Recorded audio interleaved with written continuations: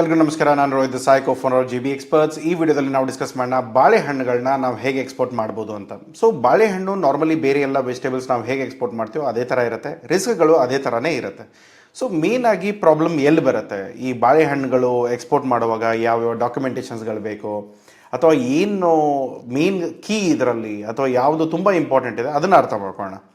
So ಇವಾಗ export import ಬಿಸ್ನೆಸ್ಸಿಗೆ ಬಂದಾಗ ತುಂಬ ಒಳ್ಳೆಯದಾಗಿ ಬನಾನಸ್ಗಳು ಇಂಡಿಯಾದಿಂದ ಎಕ್ಸ್ಪೋರ್ಟ್ ಆಗ್ತದೆ. ನಾವು ಒಳ್ಳೆ ದೊಡ್ಡ ಪ್ರೊಡ್ಯೂಸರ್ ಕೂಡ ಇದ್ದೇವೆ. ಸೊ ಇಲ್ಲಿಂದ ನಾವು ಎಕ್ಸ್ಪೋರ್ಟ್ ಮಾಡುವಂಥ ಪ್ರಾಬ್ಲಮ್ಗಳು ಏನೂ ಇಲ್ಲ. ಸೊ ರಿಸ್ಟ್ರಿಕ್ಷನ್ ಐಟಮ್ಸ್ ಅಂತ ಏನೂ ಬರಲ್ಲ, ಫ್ರೀಯಾಗಿ ಎಕ್ಸ್ಪೋರ್ಟ್ ಮಾಡ್ಬೋದು, ಯಾವುದೇ ಥರದ ಸಮಸ್ಯೆಗಳು ಬರಲ್ಲ. ಬಟ್ ಆದರೆ ಒಂದು ವಿಷಯ ನೀವು ತಲೆಯಲ್ಲಿ ಇಟ್ಕೊಳ್ಬೇಕಾಗಿರೋದು ಏನಂದರೆ, ಡಾಕ್ಯುಮೆಂಟ್ಸ್ಗಳು ಏನೇನು ಬೇಕಾಗುತ್ತೆ. IC certificate as A exporter ನಿಮ್ಗೆ ಅದು ಬೇಕೇ ಬೇಕು. GST ರಿಜಿಸ್ಟ್ರೇಷನ್ ಇಲ್ಲದೆ ಎಕ್ಸ್ಪೋರ್ಟ್ ಮಾಡೋಕ್ಕಾಗಲ್ಲ, ಅದು ಕೂಡ ಬೇಕು. FSSAI ಲೈಸೆನ್ಸ್ ಅದು ಕೂಡ ಸೆಂಟ್ರಲ್ ಬೇಕಾಗುತ್ತೆ, ಅದನ್ನು ನೆನಪಿಟ್ಕೊಳ್ಳಿ. ಅಪೆಡಾ RCMC ಬೇಕಾಗುತ್ತೆ. Bank ID code registration, digital signatory ನಿಮ್ಮ ಐಸ್ ಗೇಟ್ಗಳಿಗೆ ಲಾಗಿನ್ ಆಗೋಕ್ಕೆ. ಅದಾದಮೇಲೆ ಉದ್ಯಮ ಆಧಾರ, ಅದರದ್ದು ಏನಾದರೂ ನೀವು ಬೆನಿಫಿಟ್ ಏನಾದರೂ ತೊಗೊಳ್ತಾ ಇದ್ದರೆ, MSME ಸ್ಕೀಮ್ಗಳಲ್ಲಿ ಏನಾದರೂ ಬೆನಿಫಿಟ್ ತೊಗೊಳ್ತಾ ಇದ್ದರೆ ನೀವು ಇದನ್ನು ರಿಜಿಸ್ಟರ್ ಮಾಡ್ಕೋಬೇಕಾಗತ್ತೆ. ಸೊ ಇದಕ್ಕೆ ಬೇಕಾಗಿರೋ HS ಕೋಡು. ಸೊ ಬಾಳೆಹಣ್ಣುಗಳಲ್ಲಿ ಎರಡು ವೆರೈಟೀಸ್ ಬರುತ್ತೆ. ಬಂದು ನಿಮಗೆ ಚಿಪ್ಸ್ಗಳಿಗೆ ಅದಕ್ಕೆ ಇದಕ್ಕೆ ಯೂಸ್ ಮಾಡೋದು. ಇನ್ನೊಂದು ಬಂದು ಆ್ಯಸ್ ಅ ಫ್ರೂಟ್, ನಾವು ಹಣ್ಣು ಅಂತ ಏನು ತಿಂತೇವೆ ಅದನ್ನು ಆ ಬಾಳೆಹಣ್ಣು ಬಗ್ಗೆ ನಾವು ಮಾತಾಡ್ತಾ ಇರೋದು. ಸೊ ಬಾಳೆಹಣ್ಣುಗಳು, ಬಾಳೆಕಾಯಿಗಳು ಚಿಪ್ಸ್ ಮಾಡೋಕ್ಕೆ ಬರೋದು, ಅದಕ್ಕೆ ಬೇರೆ HS ಕೋಡ್ ಇದೆ. ಅದರ ಕಂಪ್ಲೀಟ್ ಬಿಸ್ನೆಸ್ ಮಾಡೆಲೇ ಬೇರೆ ಇದೆ. ಸೊ ಅದನ್ನು ಇದಕ್ಕೆ ಯೂಸ್ ಮಾಡೋಕ್ಕಾಗಲ್ಲ. ಓಕೆ. ಸೊ ಇದರಲ್ಲಿ ಮೇನ್ ಇಂಪಾರ್ಟೆಂಟ್ ಪೆಟ್ಟು ಬೀಳೋದಲ್ಲಿ, ಈ ಬಿಸ್ನೆಸ್ ಹಾಳಾಗೋ ಚಾನ್ಸಸ್ಗಳು ಎಲ್ಲಿದೆ ಅಂದರೆ, ಈ ಮೆಚುರಿಟಿ ಟೈಮ್ಗಳು ಏನಿದೆಯಲ್ಲ ಇದು ತುಂಬ ಇಂಪಾರ್ಟೆಂಟ್ ಇರುತ್ತೆ. ನೀವು ಏನಾದರೂ ಬಾಳೆಹಣ್ಣುಗಳ ಬಗ್ಗೆ ಗೊತ್ತಿಲ್ಲ, ಅಥವಾ 80% 75% ನಿಮಗೆ ಕರೆಕ್ಟಾಗಿ ಗೊತ್ತಾಗದೆ ಹೋದರೆ, ನೀವೇನಾದರೂ ಸ್ವಲ್ಪ ಮೆಚ್ಯೂರ್ಡ್ ಇರೋದು, ಸ್ವಲ್ಪ ಯೆಲ್ಲೋಯಿಶ್ ಕಲರ್ ಬಂದಿರುವಂಥ ಬಾಳೆಹಣ್ಣು ಏನಾದರೂ ಪಿಕ್ ಮಾಡಿದ್ರೆ, ಈ ಬಾಳೆಹಣ್ಣುಗಳನ್ನ ನೀವು ಎಕ್ಸ್ಪೋರ್ಟ್ ಮಾಡಿ ಅಲ್ಲಿ ಮುಟ್ಟೋಷ್ಟರಲ್ಲೇ ನಿಮ್ಮ ಹಣ್ಣಾಗಿ ಕೊಳೆತು ಹೋಗುತ್ತೆ. ಸೊ ಅವಾಗೇನಾಗುತ್ತೆ, ಈ ಕ್ಲೈಂಟ್ಗಳಿಗೆ ಮುಟ್ಟುವಾಗ ಅವ್ರಿಗೇನು ಬೇಕು, ನೀಟಾಗಿ ಈ ಫೋಟೋಗಳಲ್ಲಿ ಯೆಲ್ಲೋ ಕಲರ್ ಆಗಿ ನೀಟಾಗಿ ಬಾಳೆಹಣ್ಣು ಏನು ಕಾಣಿಸುತ್ತೆ ಅದೇ ಥರದ ಹಣ್ಣುಗಳು ಅವ್ರಿಗೆ ಬೇಕಾಗತ್ತೆ. ನೀವು ಅದನ್ನು ಬಿಟ್ಟು ಕಪ್ಪಾಗಿ ಫುಲ್ಲು ಹಣ್ಣಾಗಿ ಕ್ಯೂಚ್ಕೊಂಡು ಹೋಗಿರೋಂಥ ಹಣ್ಣುಗಳನ್ನ ಏನಾದರೂ ಕಳಿಸಿದ್ರೆ ಅದಕ್ಕೆ ಏನೂ ದುಡ್ಡು ಸಿಗಲ್ಲ, ಈ ಹಾಕಿರೋ ಬಂಡವಾಳ ಕೂಡ ಹೋಗ್ಬಿಡುತ್ತೆ. ಒಂದು ವೇಳೆ ಇವಾಗ ಯಾರಾದರೂ ನಿಮ್ಗೆ ಅಡ್ವಾನ್ಸ್ ಕೊಟ್ಟಿದ್ರೆ ಅಲ್ಲಿ ನಿಮಗೆ ದುಡ್ಡು ವಾಪಸ್ ಕೊಡಬೇಕು, ಅಥವಾ ಅವ್ರು ಲೀಗಲ್ ಕೇಸ್ ಫೈಲ್ ಮಾಡ್ತಾರೆ. ಇಲ್ಲದೆ ಹೋದರೆ ಬೇರೆ ಕಡೆ ಇನ್ನೊಂದು ನೆಕ್ಸ್ಟ್ ಆರ್ಡರ್ ನಿಮ್ಮದು ಫೋನ್ ಕೂಡ ಎತ್ತಲ್ಲ ಅವರು. ನೆಕ್ಸ್ಟ್ ಇರೋದು ಏನು ಅಂತಂದರೆ, ಒಂದು ವೇಳೆ ನನಗೆ ದುಡ್ಡು ಬಂದಿಲ್ಲ, ಯಾಕಂದರೆ ನಾರ್ಮಲಿ ಜನ ಏನು ಯೋಚನೆ ಮಾಡ್ತಾರೆ, ಬಾಳೆಹಣ್ಣುಗಳನ್ನ ದುಬೈಗನ್ನೇ ಪ್ಲ್ಯಾನ್ ಮಾಡ್ತಾರೆ. ಸೊ ದುಬೈಗಳಲ್ಲಿ ಒಂದು ಇಂಡಿಯನ್ಸೇ ಕೂತ್ಕೊಂಡು ನಮ್ಮ ಜೊತೆನೇ ಸ್ಕ್ಯಾಮ್ ಮಾಡೋರು. ಅದರಲ್ಲಿ ನೆಕ್ಸ್ಟ್ ಇರೋದು ಏನಂತಂದರೆ, ಒಂದು ಅವ್ರು ದುಡ್ಡು ಕೊಡಲ್ಲ, ಎರಡನೇದು ನಾವು ಮೆಟೀರಿಯಲ್ಗಳನ್ನ ಕಳಿಸ್ತೇವೆ, ಅವ್ರು ಅದನ್ನು ಮಾರ್ಕೆಟಲ್ಲಿ ಮಾರ್ತಾರೆ, ಅದ್ರ ಮೇಲೆ ಏನು ದುಡ್ಡು ಬಂದಿರುತ್ತೆ ಅದನ್ನು ತಮ್ಮ ಕಮಿಷನ್ ಇಟ್ಕೊಂಡು ಅವ್ರನ್ನ ನಿಮಗೆ ಕೊಡ್ತಾರೆ. ಸೊ ಎರಡರಲ್ಲೂ ಕೂಡ ಏನಂತಂದರೆ, ಇಲ್ಲಿ ದುಡ್ಡು ಕೊಟ್ಟು ಬಿಸ್ನೆಸ್ ಆದರೂ ಹಾಳಾಗುತ್ತೆ, ಇಲ್ಲ ಅಂದರೆ ಇಲ್ಲಿ ದುಡ್ಡೇ ಬರಲ್ಲ. ಬಂದಿರೋ ದುಡ್ಡು ಕೂಡ ಆಲ್ಮೋಸ್ಟ್ ಕಮಿಷನು ಅದು ಇದು ಅಂತ ಹೋದರೂ ಕೂಡ ಇವಾಗ ಏನಾಗುತ್ತೆ, ದುಬೈಯಲ್ಲಿ ಮೆಟೀರಿಯಲ್ಗಳು ಹೋಗಿ ಅಲ್ಲಿ ಕಂಟೈನರ್ ಓಪನ್ ಆದಾಗ ಅದರ ಕಂಡೀಷನ್ ನೋಡಿಕೊಂಡು ಜನ ಬಿಡ್ ಮಾಡ್ತಾರೆ. ಒಳ್ಳೆ ಕಂಡೀಷನ್ಲಿತ್ತು, ಒಳ್ಳೆ ಚೆನ್ನಾಗಿ ಕ್ವಾಲಿಟಿ ಇತ್ತು ಅಂದರೆ ಮಾತ್ರ ನಿಮ್ಗೆ ಒಳ್ಳೆ ಪ್ರೈಸ್ಗಳು ಸಿಗುತ್ತೆ. ಅದು ಕೆಲವೊಮ್ಮೆ ಒಳ್ಳೆ ಪ್ರೈಸ್ಗಳು ಅಂತಂದರೆ, ಇವಾಗ 4 ಕಂಟೈನರ್ ಡಿಮಾಂಡ್ ಇದೆ, ಒಂದು 40 ಕಂಟೈನರ್ ಹೋಯಿತು ಅಂದರೆ ಆಟೋಮೆಟಿಕ್ಲಿ ಪ್ರೈಸ್ಗಳು ಕಡಿಮೆ ಆಗಿಬಿಡುತ್ತೆ. ಸೊ ಅವಾಗ ನಿಮ್ಮ ಕೈಲೂ ಆ ಕಂಟ್ರೋಲ್ ಇರೋಲ್ಲ, ಯಾಕೆಂದರೆ ಡಿಮಾಂಡ್ ಆ್ಯಂಡ್ ಸಪ್ಲೈ ಗೇಮ್ ಎಲ್ಲರಿಗೂ ಗೊತ್ತಿದೆ. ಅಲ್ಲಿ ಡಿಮಾಂಡ್ ಎಷ್ಟಿದೆ ಅದಕ್ಕಿಂತ ಹೆಚ್ಚಿಗೆ ಸಪ್ಲೈ ಬಂದರೆ ಪ್ರೈಸ್ ಬಿದ್ದೋಗುತ್ತೆ. ಆಬ್ವಿಯಸ್ಲಿ ನಿಮಗೆ ಹೆಚ್ಚಿಗೆ ಪ್ರೈಸ್ಗಳು ಸಿಗಲ್ಲ, ಅವು ಕಡಿಮೆ ರೇಟಲ್ಲೇ ಮಾರಬೇಕಾಗುತ್ತೆ. ಯಾಕಂದರೆ ತುಂಬ ದಿನ ಇಟ್ಕೊಳ್ಳೋಕ್ಕೂ ಬರಲ್ಲ, ಯಾಕಂದರೆ ಒಂಥರ ಟೈಮ್ ಬಾಂಬ್ ಥರ, ಎಲ್ಲಿ ಯಾವಾಗಾದರೂ ಹಣ್ಣು ತುಂಬ ಹಣ್ಣಾಗಿ ಕೊಳ್ತು ಹೋಗ್ಬಿಟ್ರೆ ಕಷ್ಟ. ಸೊ ಅದಕ್ಕೆ ನೀವೇನೋ ಆ ಟೈಮಲ್ಲೇ ತೆಗಿಬೇಕಾಗತ್ತೆ. ಸೊ 2 ದಿನ ಬಿಟ್ಟರೂ ಕೂಡ ಕೆಲವೊಂದು ಸರಿ ಏನಾಗುತ್ತೆ, ಹೋಲ್ಟಿಂಗ್ ಚಾರ್ಜಸ್ಸು ಅದು ಇದು ಕೊಟ್ಕೊಂಡು ಆಯಿತು ನಾವು ಹೋಲ್ಟ್ ಮಾಡ್ತೇನೆ, 1-2 ದಿನ ಹೋಪ್ಫುಲಿ ಒಳ್ಳೆ ರೇಟ್ ಬರ್ಬೋದು ಅನ್ನೋ ಹೋಪಲ್ಲಿ ಏನಾದರೂ ಇದ್ದರೆ, ನಾರ್ಮಲಿ ಅದೇನೋ ಸಿಚುವೇಶನ್ ಬಂತು ಅಂದರೆ ಮಾತ್ರ ಒಳ್ಳೆಯದು, ಇಲ್ಲಾಂದರೆ ಆಲ್ಮೋಸ್ಟ್ ನೆಗ್ಲಿಜಿಬಲ್ ರೇಟಲ್ಲಿ ಹೋಗ್ಬಿಡುತ್ತೆ. ಆಮೇಲೆ ತುಂಬ ದಿನ ಹೋಲ್ಡ್ ಮಾಡೋಕ್ಕೂ ಬರಲ್ಲ, ಯಾಕೆಂದರೆ ಕೆಟ್ಟೋಗೋಂಥ ವಸ್ತು. ಸೊ ಅದಕ್ಕೆ ನೀವು ಎಷ್ಟು ಬೇಗ ಆಗುತ್ತೆ ಅಷ್ಟು ಬೇಗ ಆ ಕ್ವಾಲಿಟಿನ ಹೊರಗಡೆ ತೆಗಿತೀರ. ಸೊ ಆವಾಗ ಅವ್ರ ಕಮಿಷನ್, ನೀವು ಲಾಭದಲ್ಲಾದರೂ ಇರಿ ಲಾಸಲ್ಲಾದರೂ ಇರಿ, ನಿಮ್ಗೆ ಎಂಡ್ ಆಫ್ ದ ಡೇ ಏನಂತಂದರೆ ಅವ್ರ ಕಮಿಷನ್ನ ಇಟ್ಕೊಂಡು ನಿಮಗೆ ನಿಮ್ಮ ಮೆಟೀರಿಯಲ್ಗಳನ್ನ ಮಾರಿ ಉಳಿದಿರೋ ದುಡ್ಡು ಏನಿದೆ ಅವ್ರ ಕಮಿಷನ್ ಇಟ್ಕೊಂಡ್ಮೇಲೆ ನಿಮ್ಮ ಅಕೌಂಟಿಗೆ ಟ್ರಾನ್ಸ್ಫರ್ ಮಾಡ್ತಾರೆ. ಸೊ ಇದರಲ್ಲಿ ಸಮಸ್ಯೆ ಬರೋದೇನು, ಈ ಹಣ್ಣುಗಳು ಮೆಚುರಿಟಿಗಿಂತ ಮುಂಚೆ ತೊಗೊಂಡ್ರೆ, ಒಂದು ಪ್ರಾಪರ್ ಕಂಡೀಷನಲ್ಲಿ ತೊಗೊಂಡ್ರೆ, ಇಲ್ಲಿಂದ ಅಲ್ಲಿಗೆ ಮುಟ್ಟೋ 4-5 ದಿನಗಳಲ್ಲಿ ಕರೆಕ್ಟಾಗಿ ಹೋಗಿ ಮುಟ್ಕೊಳ್ತು, ಅಲ್ಲಿ ಕರೆಕ್ಟ್ ರೇಟ್ ಒಳ್ಳೇದಿತ್ತು, ಅವಾಗ ಸಿಗುತ್ತೆ. ಬಟ್ ಆದರೆ ಕೆಲವೊಂದು ಸರಿ ಏನಾಗುತ್ತೆ, ಈ ಮೆಟೀರಿಯಲ್ಗಳು ಮುಟ್ಟೋ ಟೈಮು ಲೇಟ್ ಆಗುತ್ತೆ, ಅದರಲ್ಲಿ ಏನಾದರೂ ಕಂಟೈನರ್ ರೋಲ್ ಓವರ್ ಆಯಿತು, ಅಥವಾ ಡಾಕ್ಯುಮೆಂಟೇಷನ್ ಸರಿ ಇಲ್ಲ, ಅಥವಾ ಮತ್ತೇನೋ ಒಂದು ಸಮಸ್ಯೆಗಳು ಬಂತು. ಈ ಥರ ಆದಾಗ ನಿಮ್ಮ ಕಂಟೈನರ್ ನಿಂತ್ಕೊಳ್ತು ಅಂದರೆ, 1-2 ದಿನ ಎಕ್ಸ್ಟ್ರಾ ಡಿಲೇ ಆದರೆ ಅದು ಹಣ್ಣಾಗೋ ಚಾನ್ಸಸ್ ಇರುತ್ತೆ. ಹಣ್ಣಾಗಿ ಕೊಳ್ತೋಯ್ತು ಅಂದರೆ ಅದಕ್ಕೆ ಯಾವುದೇ ಥರದ ದುಡ್ಡುಗಳು ಬೀಳಲ್ಲ. ಅಲ್ಲಿ ಹೋದ್ಮೇಲೆ ಕಂಟೈನರ್ಗಳನ್ನ ನೀವು ಸ್ಕ್ರ್ಯಾಪ್ ಮಾಡೋಕ್ಕೂ ದುಡ್ಡು ಕೊಡಬೇಕು, ಆ ಕಂಟೈನರ್ನ ಖಾಲಿ ಮಾಡೋಕ್ಕೂ ದುಡ್ಡು ಕೊಡಬೇಕು. ಆ ಕಸಗಳು ಏನಾಗಿರುತ್ತಲ್ಲ, ಈ ಕೆಟ್ಟೋಗಿರೋ ಹಣ್ಣು ಅಂದರೆ ಕಸನೇ. ಸೊ ಆ ಹಣ್ಣುಗಳನ್ನ ತೊಗೊಂಡು ಕಸಕ್ಕೆ ಹಾಕಿ ಅದನ್ನು ಡಿಸ್ಪೋಸ್ ಮಾಡೋಕ್ಕೂ ನೀವು ದುಡ್ಡು ಕೊಡಬೇಕು. ಸೊ ಇಷ್ಟೆಲ್ಲ ನೀವು ರಿಸ್ಕಲ್ಲಿ ಇರ್ತೀರ. ಸೊ ಅದಕ್ಕೆ ಇದು ನಾರ್ಮಲಿ ನಾನು ಹೇಳೋದು, ನೀವು ಏನಾದರೂ ಹೊಸದಾಗಿ ಕೆಲಸ ಮಾಡ್ತಾ ಇದ್ರೆ ಅಥವಾ ಬಾಳೆಹಣ್ಣು ಬಿಸ್ನೆಸ್ ಬಗ್ಗೆ ನನಗೇನು ಗೊತ್ತಿಲ್ಲ ಸರ್, ಆ ಥರ ಸಿಚುವೇಶನ್ ಇತ್ತು ಅಂದರೆ ದಯಮಾಡಿ ಬಾಳೆಹಣ್ಣು ಬಿಸ್ನೆಸ್ಗೆ ಕೈ ಹಾಕಕ್ಕೆ ಹೋಗ್ಬೇಡಿ. ಇಲ್ಲಾಂದರೆ ಕೈಗೆ ಸರಿಯಾಗಿ ಸುಟ್ಕೊಳ್ತೀರಾ, ನೀವು ಇರೋ ದುಡ್ಡೆಲ್ಲ ಕಳ್ಕೊಳ್ತೀರಾ. ಸೊ ಅದನ್ನು ತಲೆಯಲ್ಲಿ ಇಟ್ಕೊಂಡು ನೀವು ಕೆಲಸ ಮಾಡಿ.